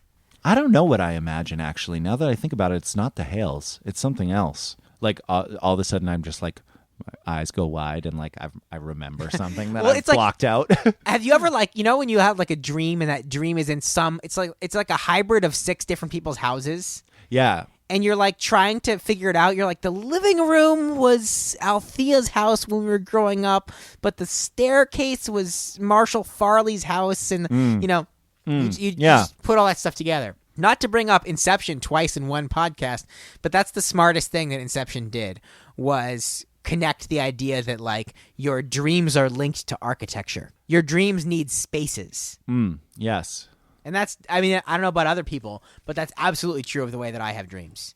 Like they have spaces and borders, and it's like maybe it's from playing video games or something. I don't know. I have not had like a legitimate dream in like a really long time. I only have stress dreams. I went through a period like that for a long time, and then for the last couple of years, I've been having dreams all the time. It's mostly like I drive my car off a bridge and die, or or all my teeth fall out. It's stuff like that. Oh, the teeth! I had a lot of teeth dreams for a while. I've heard that that's a money thing. I've heard that it's all manner of anxiety. But I'm like, no, it's more about not being to a dentist in a long time. That's what it was for me too. Yeah. All right. Well, okay, let's talk about On the Concourse. It started off as an ending. Fuck that song. Okay. I'm not doing that anymore. That song's all right. I like how I have a lot of like lukewarm compliments for this song. I like how the singing is slower than the guitar. Like for every like one note of singing, there's like 4 guitar notes. There's a breathing sound in like the left channel of this song. And I don't know what it is. It Weird. sounds like the way that someone would breathe while like playing a wind instrument, but there's no wind instrument. That is very strange. I've never noticed that. The other thing I like about this song is that I like that it uses a tenor drum, and I was just curious if other people knew what a tenor drum is. I don't know what a tenor drum is. A tenor drum is a snare drum without the snare turned on. Oh, okay. It's just like it's always like why do we call these 2 separate drums? I mean, you can actually get the have you ever seen like a marching band? The guy has like the 4 drums strapped to him. Those are tenor drums, but it's the same type of drum as a snare drum. It would sound the same if you had So, you were like, able to attach a snare to it. It would. In musical notation, sometimes if you're playing a drum set, Interesting. or if you're just playing a snare drum, the music will note tenor drum, snare drum, and it's like snare on, snare off. Sure. I feel like I remember from high school band that the Jurassic Park theme song that we used to play had some snare on, snare off business. That's what a tenor drum is. I just thought I would share that knowledge with everybody. Yeah, I'm glad you did. Anything else about on the concourse? No, I'm all set with that song. Well, let's talk about No Lies, Just Love, which I've said before, truly a devastating song. Like, you do have to use caution listening to this song. So here's how it goes down, all right? It's a song about wanting to kill yourself and then deciding not to. Yeah. In simplest form, that's what it's about. Was in the March of the winter, I turned 17, and I bought those pills I thought I would need. He uses a lot of personal imagery that somehow feels very universal. Yeah. And like saying the name Justin normally would probably, in any other context, you'd probably be like, that kind of shuts me off because I don't really understand or whatever. Yeah. Putting it in the context of I start talking to this person and I think it seems a little strange that the person's like, I'll kill myself too. Well, it's his brother. I know. Yeah, Justin Oberst is the other person. I think both brothers make an appearance in the song because he also says he wrote the song for a baby. Yes. And yes. That would have been around the time that Matt Oberst, R.I.P., would have been having children. Sure. And I kind of feel like, I don't know, if you dissect it too much, you can do that all day where you're like, well, it's a little like I never bumped on the Justin thing because I just pictured the Justin that I knew. You know, It was weird. It was like, that's interesting. I just pictured the Justin. I don't know, because Christy's cousin's Justin, and every time Conor Oberst mentions Justin, I just think of that Justin. This song is very difficult to listen to for a lot of reasons. I think when I was a kid, I found a lot of solace in it because it was like, oh, somebody else feels this way or something like that. Yeah. But I feel like listening to it now, I feel like I understand it so much more, and it makes me feel like a little kid when I listened to it before, which I was. But it makes me feel like, oh man, I was such a little kid who didn't understand anything, you know? Yeah. When I enjoyed this. Yeah. When I liked this song. When I listened to this song all the time. I think that's like a lot of things, though. It's like there are movies you can watch when you're younger and you like them, and then you watch them again as an adult and you like them for different reasons. Yeah. So I remember you playing this song for Mom and making her cry. Yep. And she said that it made her think of Jeremy, her I remember brother. that as well. And I just felt like I think a lot of people probably have a similar experience. Yeah. If people haven't felt these feelings themselves, they know someone who has. And because this song makes this familial connection, he's talking about his brothers and his nephew before they're born, and it's like because you can feel the like love between family members, you can transpose that feeling into your own life, basically. Yeah. Pretty easily. I wrote down the part that always gets me the worst is the lines, so please forgive what I have done. So please forgive what I have done. No, you can't stay mad at the setting sun, cause we all get tired. I mean, eventually there is nothing left to do but sleep.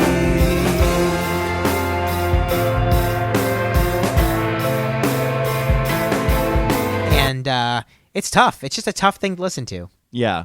It is. For me personally, I feel like it's just hard to hear at this point. Yeah. I mean, like, I think everyone would probably feel that way. Yeah. I feel like it's just a sad song. Yeah. But like when you're able to put yourself in it like too close to home, it just makes it like unlistenable. You know, like, and that's kind of how I feel about the song. Pretty much unlistenable because it's so upsetting. Yeah. You don't go back to horrible things for enjoyment. Right. I guess some people do, but it's just, why would you? You know? I mean, you do when you feel like really good. Someone tried to, someone recently, knock it all you want for just being ridiculous, but someone was like, Requiem for a Dream is my favorite movie. Someone said that to me recently. That's crazy. I know. In the midst of me being like, you pretentious piece of shit, I was also like, your favorite movie should be something that you can watch over and over again and enjoy it. Because, like, ultimately, favorite movies is kind of a hard thing to say. But, like, what's the movie that you could just watch over and over and over again? You know? Yeah. That's kind of how I feel about it. I don't know what that would be for me. Probably hard. Infinity War. I was going to say, because now it's like, it's like, it could be The movie Zodiac, I really Zodiac. love. I could do Eternal Sunshine. Yep. I could do Her. Interesting. I could also do Thor Ragnarok. Yeah. I mean, obviously, like, that probably, my opinion of favorite movie probably pushes you towards more like a comedy or more of like a whatever. But it's like, well, whatever it is, that's your favorite movie. Yeah. You know, because that really does what come down to it for me. Yeah, what it's can you not watch like- over and over again? It's not like what's the finest film, although, you know, in some cases they could be pretty close. Yeah. You know, but it's like there's some where you're like, that was very good, but I do not want to see that again. Sam Rockwell is, I think, maybe my favorite actor. I know Interesting. that's a weird thing to say. I watched Moon this week, and I also watched Confessions of a Dangerous Mind, which both are excellent movies. But Sam Rockwell, man, just love him. I don't know who mine is. I feel like there are certain people that have like that real direct line into my heart kind of thing. Adam You know? Scott. Adam Scott. Yeah. And there's a lot of people like that, but it's hard to say. I feel like everything I see Adam Scott in, I'm like, this guy's the me in this movie. You know what I mean? Like everything. Yeah. Everything he does. I will also say, as far as like just musically, No Lies, Just Love. I love the piano, that like cascading piano, It's and so that simple, and too. having that synth hit, the like the dun dun bop, ba dun dun bop.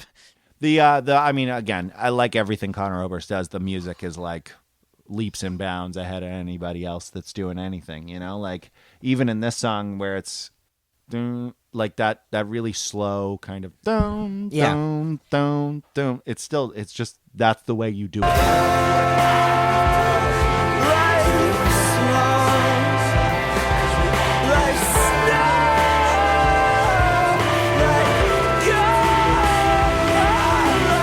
And then, of course, poor Joe Knapp has to follow again with Katie Come True. I like Katie Come True, though. Yeah, I it's a think good song. It's a good song. I really like the parts where they go, hold your tongue. The Like, rain shall come,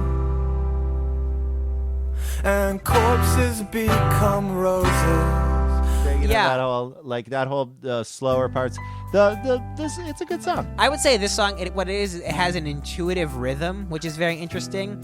So it's like, it's slow and it's kind of grooving, and then suddenly the drums and everything will pick up for like 2 bars, you know? Yeah. And it's just like, that's kind of fun. You don't get to hear that normally. And I think, again, it's because a person who really understands drums is driving the action.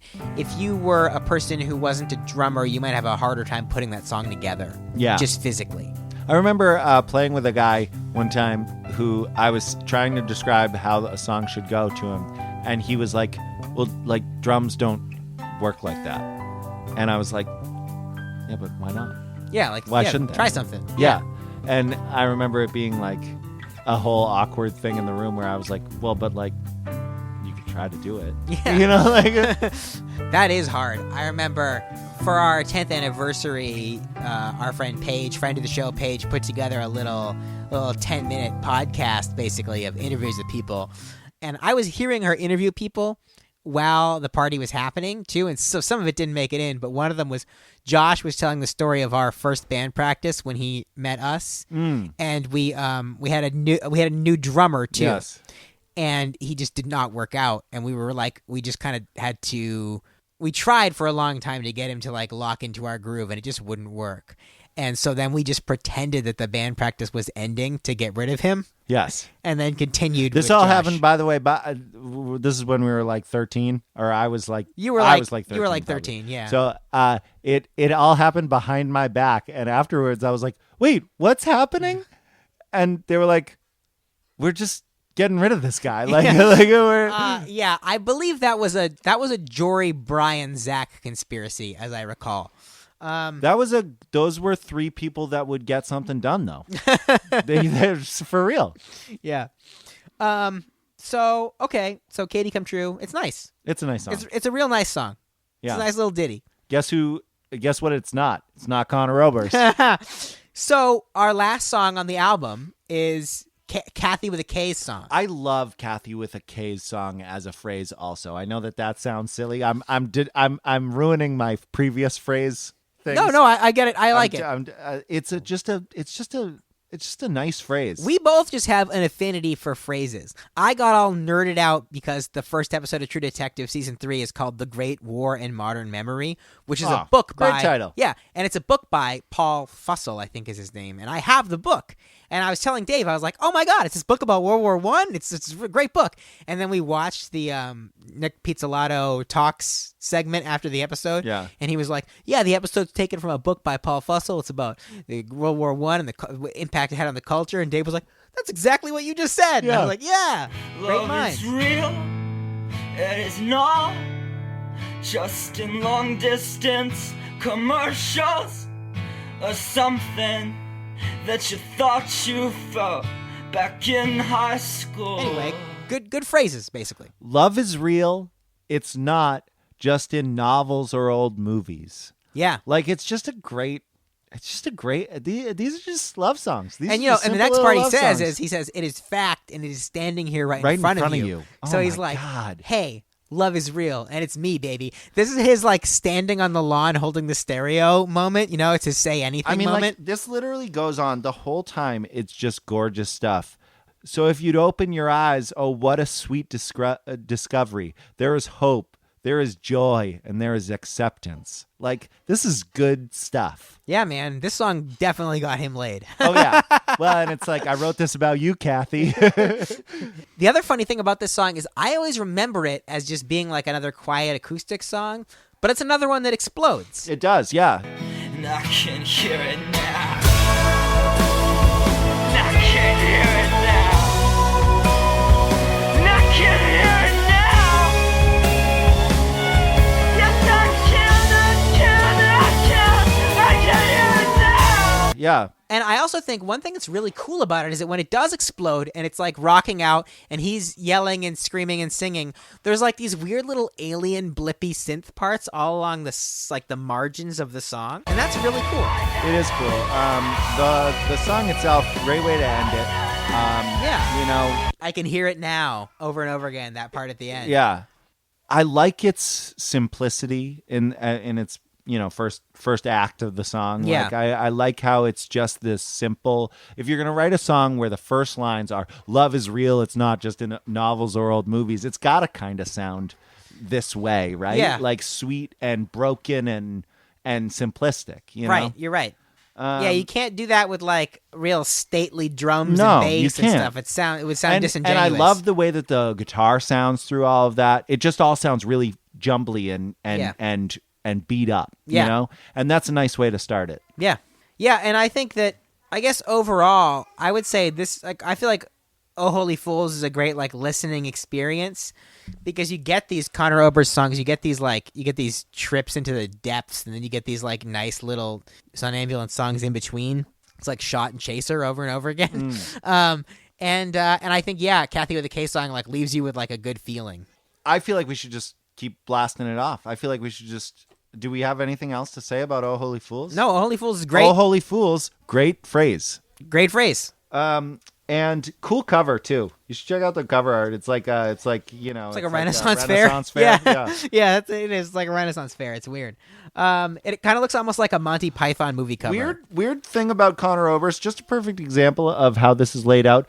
It starts with, in the liner notes, it starts with Bright Eyes is Shane Aspergren on drums. It does not start with Conor Oberst as the first listed. He's literally the last. No, he's not. Okay, here's how it goes down. Shane Aspergren is drums. Jiha Lee on flute. Yeah. Andy Lamaster on voices, keyboards. Steve Mikic, I don't know if we've seen him. B flat horn, it says. Listed. Mike Mogus, bass, pedal steel, vibraphone, synth strings, mandolin, elect piano. It's probably electric piano. Voice, Justin trumpet. It has listed just Justin trumpet. Okay, not a last name or so anything. probably Justin Oberst. Conor Oberst, piano, keyboards, acoustic guitar, electric guitar, voice. So he is the second to last listed on this whole thing. He just, Very he weird. just throws himself in there somewhere. Very weird. Okay, Jeff Coster is playing drums for Sun Ambulance, not Joe Knapp. Whoa! All right. Well, that really throws my whole theory of how Sun Ambulance writes songs into disarray. But okay. So, that's Oh Holy Fools. That's a Holy Fools, and now we're going to talk about One Jug of Wine, which came out 3 years later, I guess. 2004 is when One Jug of Wine came out. Okay. So this is another split album, but it's almost not. It's sort of more collaborative because It feels very much just them in each song. You it's know? the members of Bright Eyes and the members of the band Neva Denova playing together as one band. Yeah. Sing it all. Sing all of them. Okay, I'll just sing. So Neva Denova is Jake Bellows is the Yeah. singer of Neva Denova. He also is in the band Whispertown. Yep. And Been playing solo in his own right recently. Yeah. It's interesting because I read his bio on saddlecreek.com, and it sounds like for a while he quit music, like from between One Jug and now. I'm having a very weird opinion of like being a musician in life now. Like, because I think it might just be because I have a different artistic outlet at this point. Everything goes into the kitchen, you know, and I feel like I'm still writing and everything like that, but I just feel like my focus is not there right now. And like, I mean, ultimately when it comes down to what is music for me, it's my life's work, you know, it's the thing that I care the most about that I create. But you wouldn't describe it as like quitting music or not quitting music. It's just Never. like it ebbs and flows. Never. But what I think we're reaching as a society at this point is there always going to be popular music? Yes. Are there always going to be millionaire musicians like whoever? You know? Yeah. A few. But are they slowly going to there's going to kind of drift into this space where there's so much content out there. The way that people listen to things is so different. Where what is being a famous musician even? Yeah, there's going to be a now? lot of kings of very small little molehills, you know? And it's like, okay, so why so my dreams of making it as a younger man now feel stupid. Well, I think they just have changed. Because And I think- realized to myself that I can create this on my own level and I don't need a mass I think listenership to appreciate it. In general, the frustrating thing about like being a creative person of any kind now is that the old paths to like stardom are dead or even less open than they once were.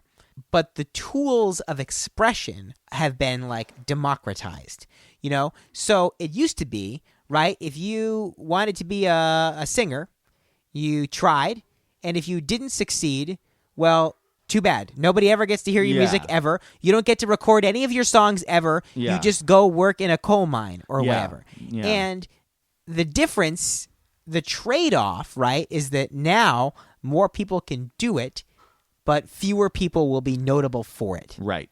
And, I mean, it's not like we get to choose, but like, as a person who got really into making videos and then YouTube came out, it's like, well, even despite the way that it turned out, I'll still take this deal.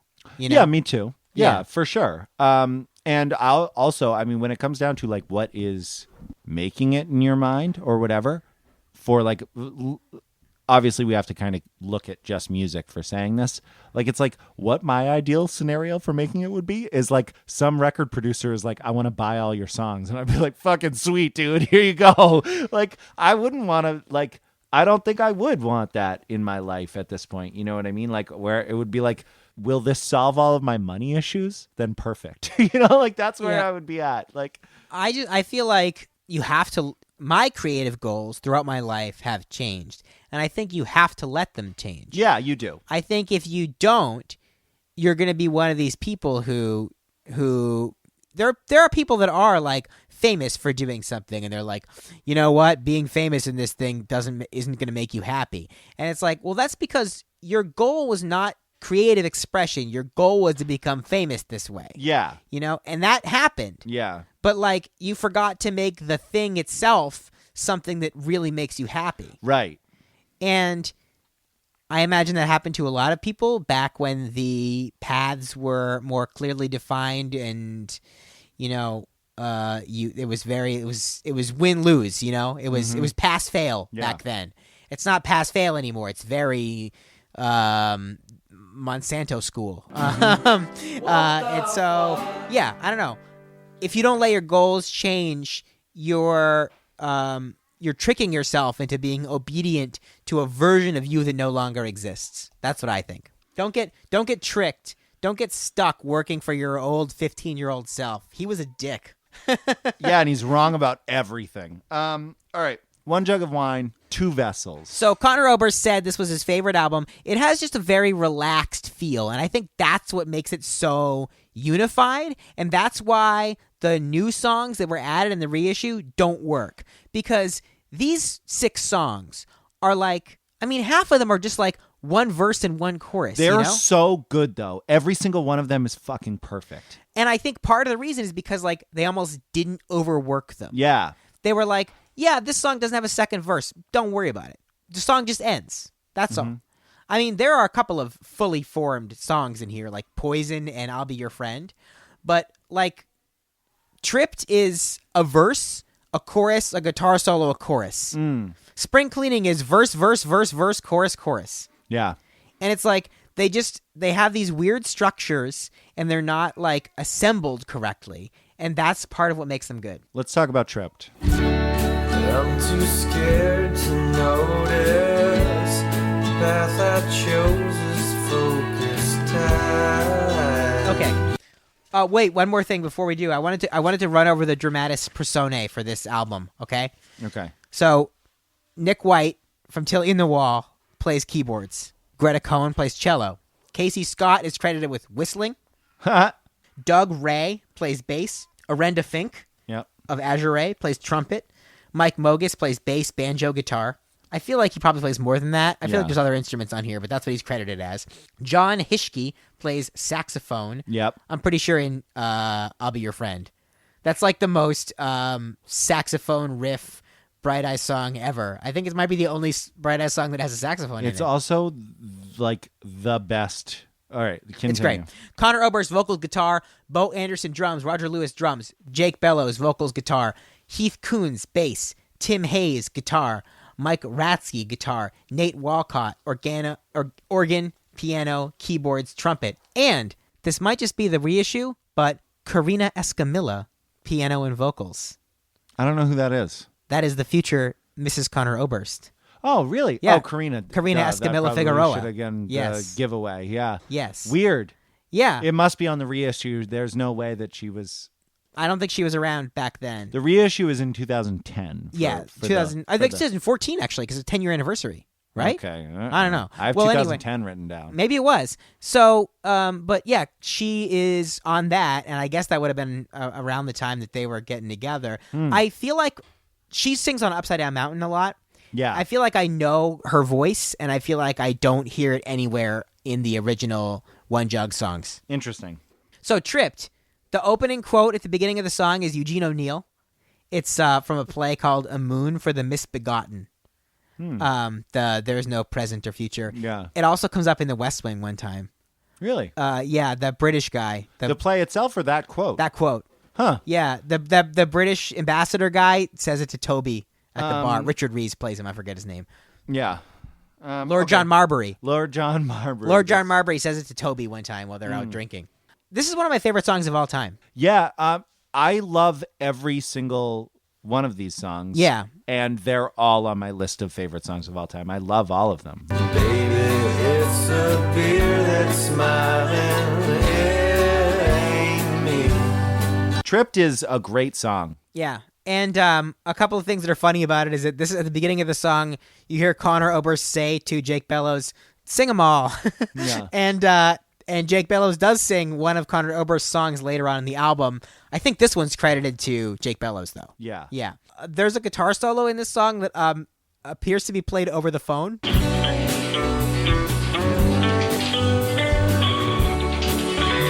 It sounds like it's played over the phone. It's weird. Because it's off rhythm a little bit. Yeah. And at the end of the song, you hear someone saying, I couldn't hear it very well. Yeah. So it's almost like they put the phone up to him and said, I wonder play if it. that is how that, because like with Conor Oberst, like we've talked before, it's kind of like unclear if it's all faked or not, Right. But I do think he's very process oriented.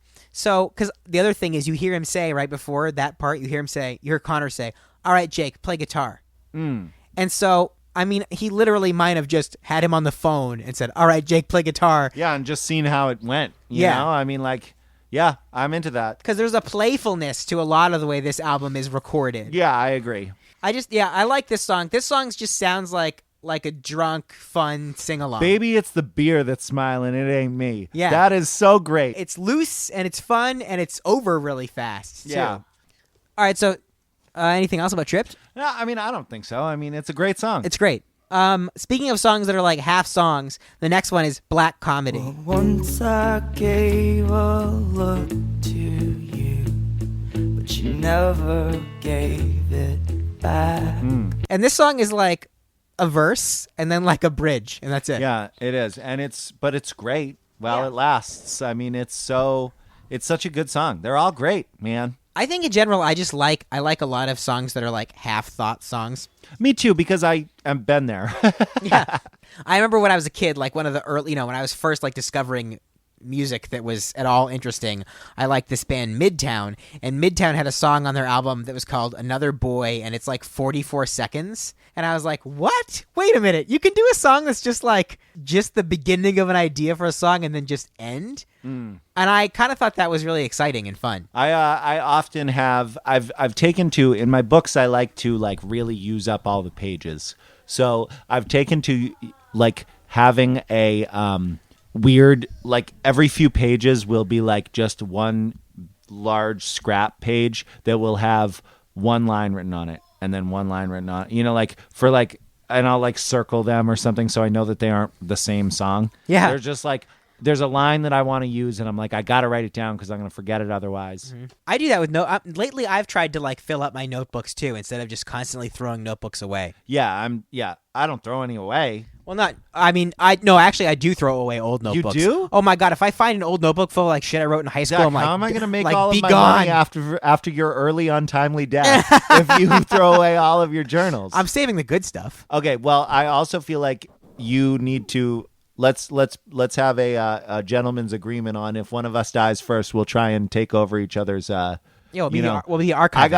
I got all my notebooks. You got to go through it. There's probably some weird sex stuff written down that you're gonna have to like throw away. Ditto. And not, not share with the family, whatever. And I mean, just throw my laptop into the river.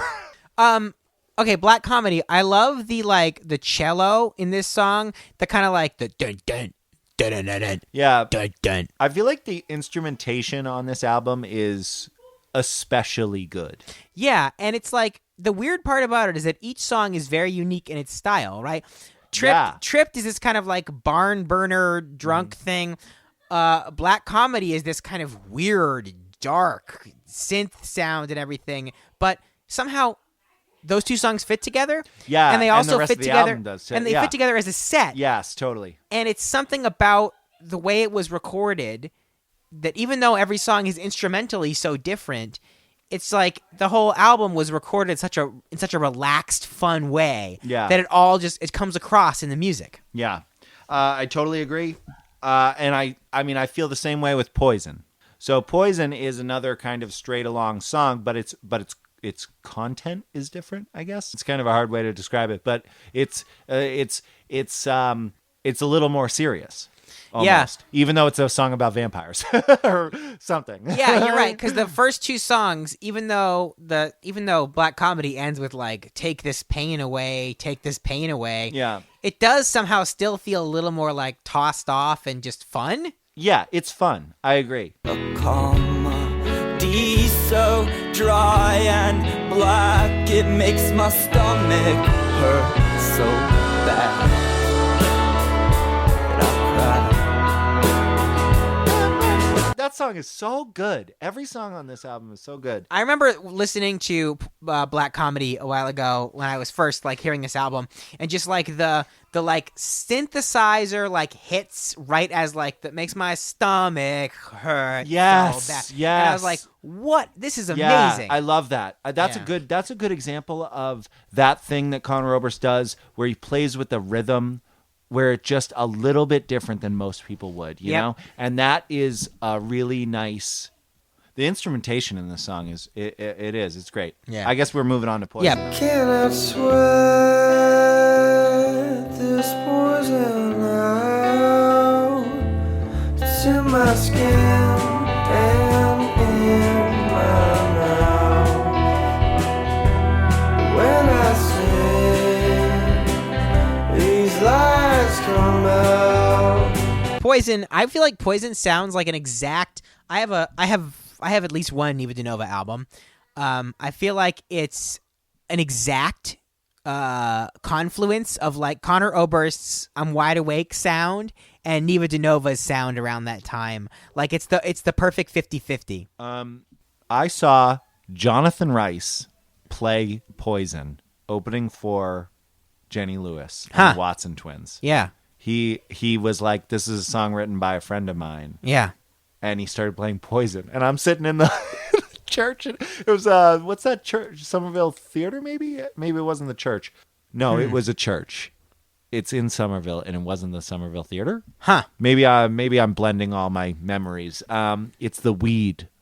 It was St. Patrick's Day, and there were people shit-faced in the front row.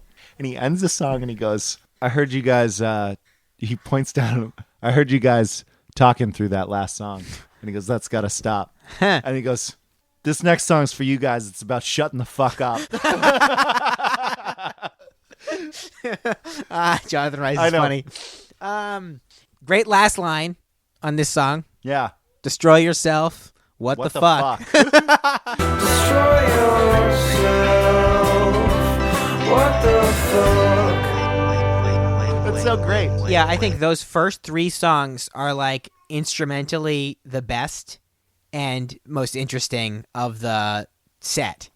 Like, I mean, spring cleaning is pretty and everything, but I just feel like those three are like experimental and crazy. Wow. Okay. Well, let's talk about "I'll Be Your Friend." Sure.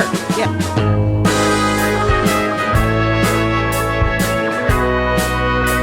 "I'll Be Your Friend" is maybe one of my favorite Bright Eyes songs of all time. Yeah, it's another. So it reminds me a little bit of Loose Leaves. Yep, it And does. it's Reminds me another of Loose Leaves because it's too. another like upbeat party song. and it's recorded in that same vein. Yeah. To a certain extent. Yeah, it's a little digital. It's a little digital. That's the best way to put it. The saxophone solo is amazing. It's a great- I mean, it's like everything that Morgan Little likes about music. It's melodic. It's comes in where you fucking don't expect it.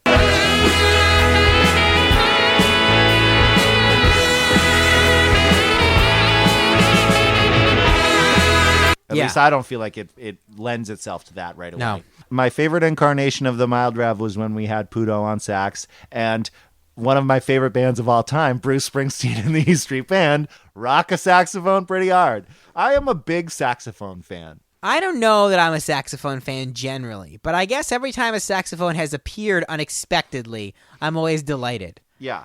This is a song about being friends with someone who's a hot mess. Say they laid out lots of coke, but you don't know how much you did. Yeah. My favorite section of the song is you talk when you're drunk like you're writing Oh it my up God. for an article? Yes. Talk when you're drunk like you're standing in front of a microphone. And each night it repeats and you fall into me like a domino. And you talk when you're drunk like you're writing it up for an article. Also, isn't this like just a universal? I think you have to live through your 20s, or really your early 20s. Yeah. Isn't this kind of a universal song in the idea that, like, I guess you kind of lived a little bit more of a straight-edged life than me in your like where you would have been dealing with this type of thing. Do you find that this song is like I still had a touch of this in my Yeah? life. Yeah. Yeah. Was it me? No, actually. No, yeah. No. I think that this is a song that Conor Oberst and Jake Bellows are really singing together. Tripped is too. Like in the chorus and everything, there's a lot of singing. It's mostly Conor Oberst's voice, but Jake Bellows is singing there too. And I think their voices are so great They together. sound so good. Yeah. Yeah. And there's times where you're like, you'll realize it's the other one, and you're like, oh, weird. Like, you know, Yes. like, not that I would necessarily be like, oh, that's Conor Oberst, and then it wasn't. But Mm-hmm. like, yeah, I don't know. It's just their voices they're very well put together. Okay, so that part in the bridge, you talk when you're drunk like you're standing in front of a microphone, and you fall into me, and each night it repeats, and you fall into me like a domino. I started writing out what the rhymes were on each line, because it's microphone, domino, article, gotta go. And I was like, hilarious. those to don't hear. really rhyme, but Yeah. Conor Oberst makes those Makes words them rhyme. Yeah. I was playing a drinking game with some people one time. It was there was like some aspect of rhyming in it. Yeah. And I said some word, and they were like, that doesn't rhyme with that. And I was like, but it could. Like, I could make it rhyme. I remember it vividly because they then were like, you're a songwriter. You can't come up with something that rhymes. I was like, I did. So toward the end of the song, there's like a big like bump like that hesitating. Yeah. And that's where Conor Oberst eats fucking lunch. You know what I mean? Yeah. Like a big rock out where like there's a right before the downbeat, there's like a I'm gesturing with my hands, but like you stop for a half breath beat and then come back in. And like Conor Oberst does that so often. And it's like, you know, Like you're squeezing two oranges. That's the movie did. that's that, yeah. But he has like 6 or 7 of those songs in his arsenal just so that toward the end of his set he can have like a big rock out.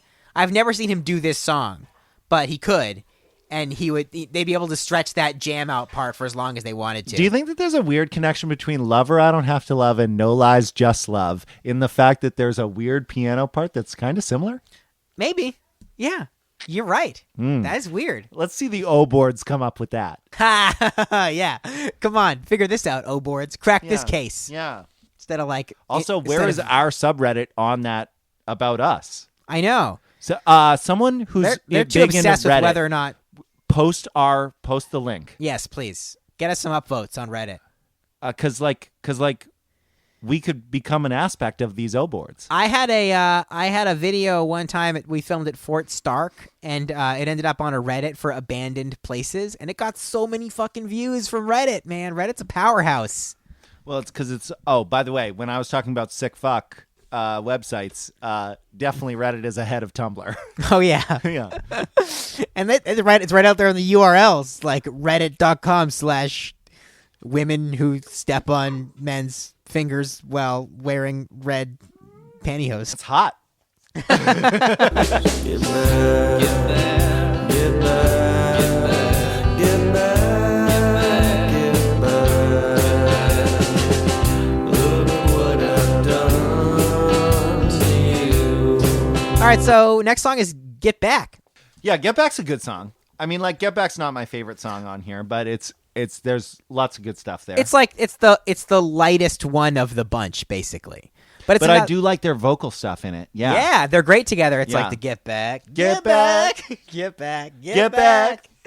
Yeah. Look what I've done to you. I like that end, the end part where it's like, look what I've done, look what I've done. That's a great little end yeah, there. that is true. That's I mean, fun. it's because it's a really simple folk song. That's where it comes down to. That's what it is. It's a really simple little folk song. They didn't feel that like they needed to complicate it. yeah. Let's just keep it as it is. Mm-hmm. Which I guess is kind of the deal with spring cleaning too. Amy's got a baby in her stomach.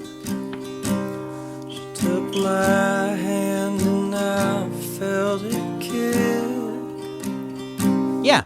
What do you want to say about Get Back? I mean, I feel like there's not a whole lot there. It's fine. It's a good song. It's a good song to listen to. I could listen to One Jug of Wine, like all these songs on like within a playlist anywhere. You know? They're all great songs. Yeah, of the albums that we have listened to so far, that we've played so far, we've talked about so far. Yes, this is maybe it. It's probably my favorite, tied with Lifted. You know? I mean, like Lifted, the thing is that Lifted I just look at as such a different thing. That is a piece of art that I appreciate kind of on its own. Yeah, okay. Yeah, whereas like One Jug of Wine, it's just like, it's just great songs. If you are having a party and you had this on vinyl or something, yeah. you put that on, like it'd be great. Yeah, I mean, you'd have to change it really quick, but that first half an hour would be fine. It might all fit on one side. Yeah. Maybe it's got maybe it's like the Arcade Fire vinyl that locks into a infinite loop. Maybe the last 10 bars of Spring Cleaning will just play over and over and over again. Okay, so Conor Oberst, I think, takes a lot of inspiration and like life energy from friends of his having babies. Yeah, I agree. So we already sees it as something that he's never going to do. I don't know. Maybe what it is? I'm curious about that. I'm curious because Conor Oberst is.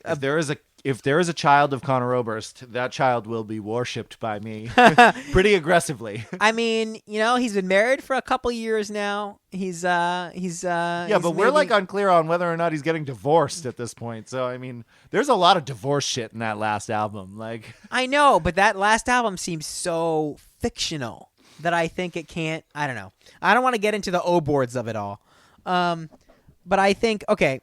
So we listened to No Lies Just Love. There's a baby that's getting born there, and that's part of what pulls him out of his spiral.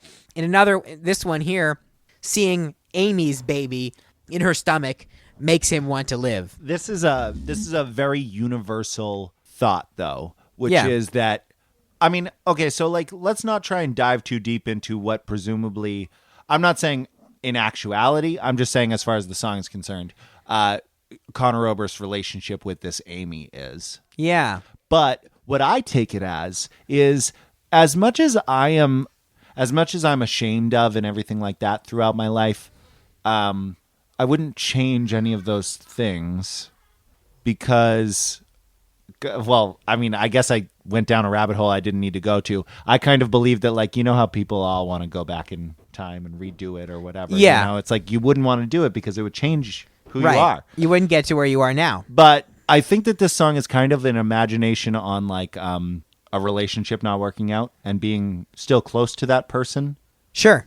And seeing another like this whole like isn't this song about the idea that you think that Amy should be with you because you're not necessarily be with you in a relationship sense, but like her man's a piece of shit. That's like the whole song. Right, is and like, there's this also guy's like a fucking asshole. He also talks about like packing his heart away so like in mothballs. This could be like a so. sister, but it's presumably not. It's presumably a lost relationship to him. Yeah. And it's also a relationship that is panning out in a way that his life is not panning out. You know what I always love? Go back to the song by Tom T. Hall. It's a really old folk song called Pamela Brown. And he goes through this, the whole chorus is, I guess I owe it all to Pamela Brown. And I guess I owe it all to Pamela Brown. All of my good times and all my roaming around. One of these days I might come rambling through your town, but I guess I owe it all to Pamela Brown. Like one of the lines in it is like, what would I be doing? Where would I be today if she had loved me too? Probably just be driving kids to school. Uh-huh. It's that. It's like an imagination of what would your life be with someone else. Right. Right? I guess so. Yeah, I feel like there's so few words in this song that it's really hard to know specifically what it's about. It's like he touches Amy's stomach, she's pregnant, he talks about how her man's a piece of shit, he walks home and he's sad. Like that's basically the whole song. So you kind of have to like fill in the blank a little bit. Yeah, do you think it's the same Amy as Amy in the white coat? I mean, that's a good question. Presumably, right? If so, that's good news because Amy of Amy in the White Coat goes through some horrible shit. And so presumably she's made it out the other side okay. She's got a man. Yeah, but and she's pregnant with a piece of shit.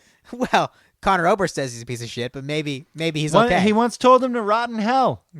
That's He's true. poisonous. Poisonous, reasonless demons in Jesus. Reasonless? Poisonous, reasonless demons and Jesus. Jesus. That's a good line. It is a good line. That's okay. That's an important thing to say about this song too. By the way, is Conor Oberst wrote this song. Jake Bellows sings it. Yes.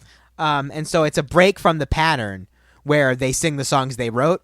So Conor Oberst only sings 2 of the 6 songs on this album, which is why it's a little strange to call it like one of our favorite Bright Eyes albums, but his presence is felt regardless of whether or not he's singing lead. Yeah. It's Yeah. kind of the same thing with him in Britt Daniel on those other tracks because you very much feel the each other's influence on it. Yeah. You know? So it's kind of like Spend on a Rainy Days is a Bright Eyes song that would never be written if it didn't have Britt Daniel's hands all over it. that's true. You know? Yeah. So I wanted to shout out again Greta Cohen on cello. Yeah. There's a beautiful cello part in this song. When we were kids, I keep saying when we were kids, we were like 13 when Yeah. this was going down. When you bought merch from Saddle Creek, they hand wrote thank you notes. I think they still probably do. They do, yeah. But you got one from Greta Cohen Yeah. one time. And we were like, holy shit. Yeah, like, that's it was a celebrity. The ultimate fandom nerd Yeah. freak out. The cello player said just thank you. Like, she's famously from the band Cursive. I don't know if we've mentioned that. I don't think I even have it anymore, but then again, I've never been big on an autograph thing. I've never really understood autographs.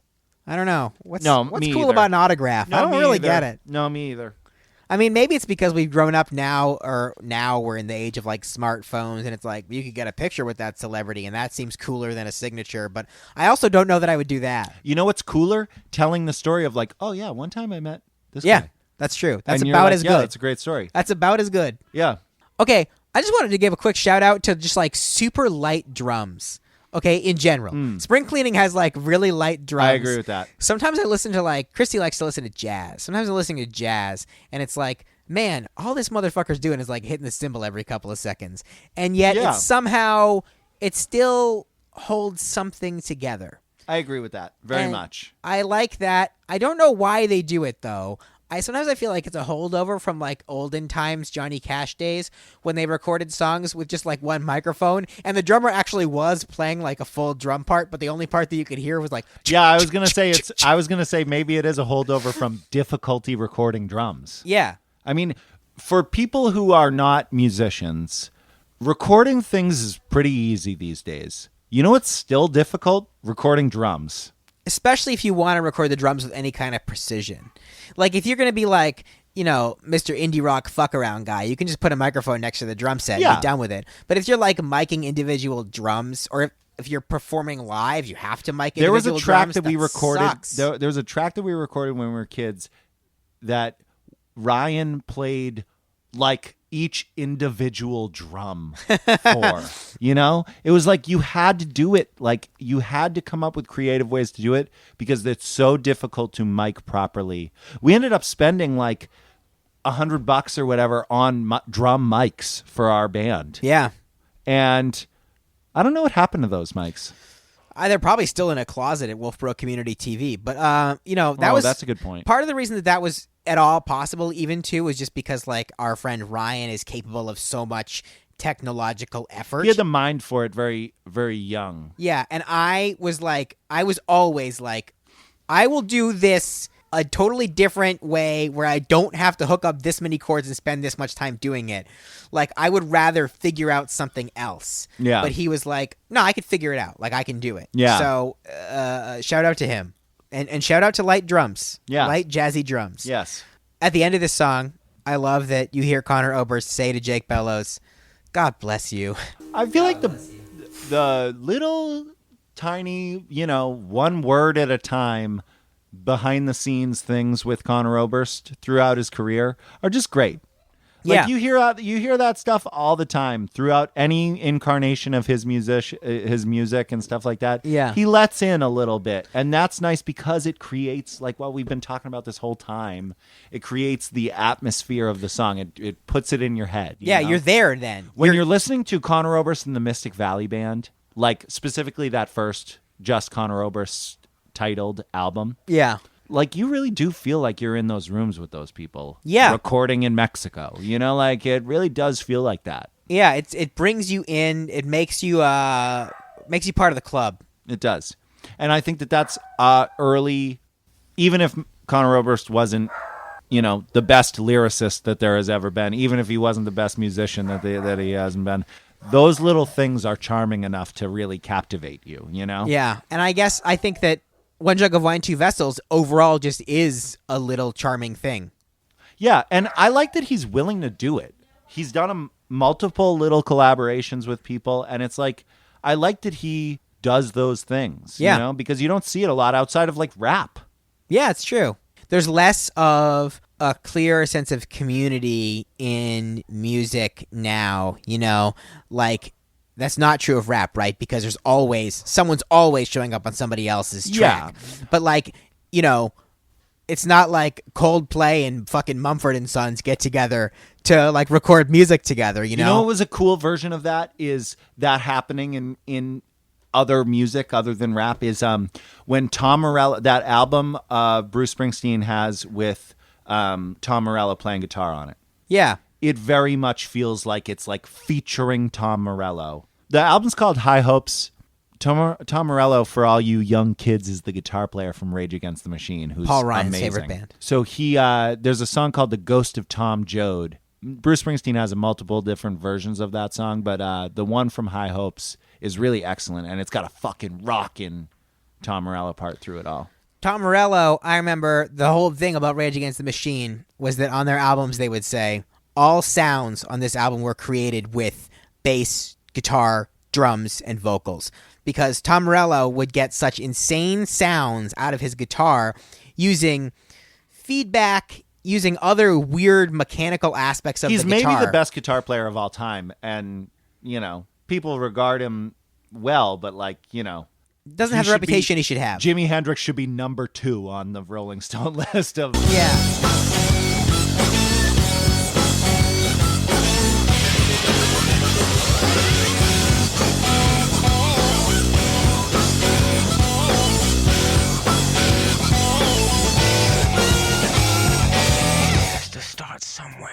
I just remember watching, I think I made some joke on the podcast one time even about, I think I've owned like 4 copies of the Battle of Los Angeles, that Rage Against the Machine album. I don't even really like that kind of music, you know, but I keep coming back to it because of Tom Morello's guitar. Yeah, and I mean, it's something, I don't know, you don't hear, that's not really like a genre of the rap rock doesn't get pulled off well. Yeah, no. You know? Which is mostly, and it's good that it's mostly dead. Well, it's like Gorillaz is that, sort of. Yeah, I suppose they kind of You know, are. I mean, it's not, but like people would kind of consider The it that Gorillaz way. are European though. That kind of they get around it a little bit. Okay, I'm going to give you 3 songs by Gorillaz that you should listen to, okay? Some Kind of Nature, which is sung by Lou Reed, which is great. No, just listen to Some Kind of Nature. You'll love that song. It's so good. I just heard a Lou Reed song, I think it's called like Guilty, with the jazz musician Ornette Coleman on it. Oh my God, it was so great. And it's like there's so many great Lou Reed songs just kicking around all over the Yeah. dust of the internet. Yeah, just reach for out sure. and grab them, guys. Yeah. Lou Reed. That's another thing you guys should listen to. Yeah.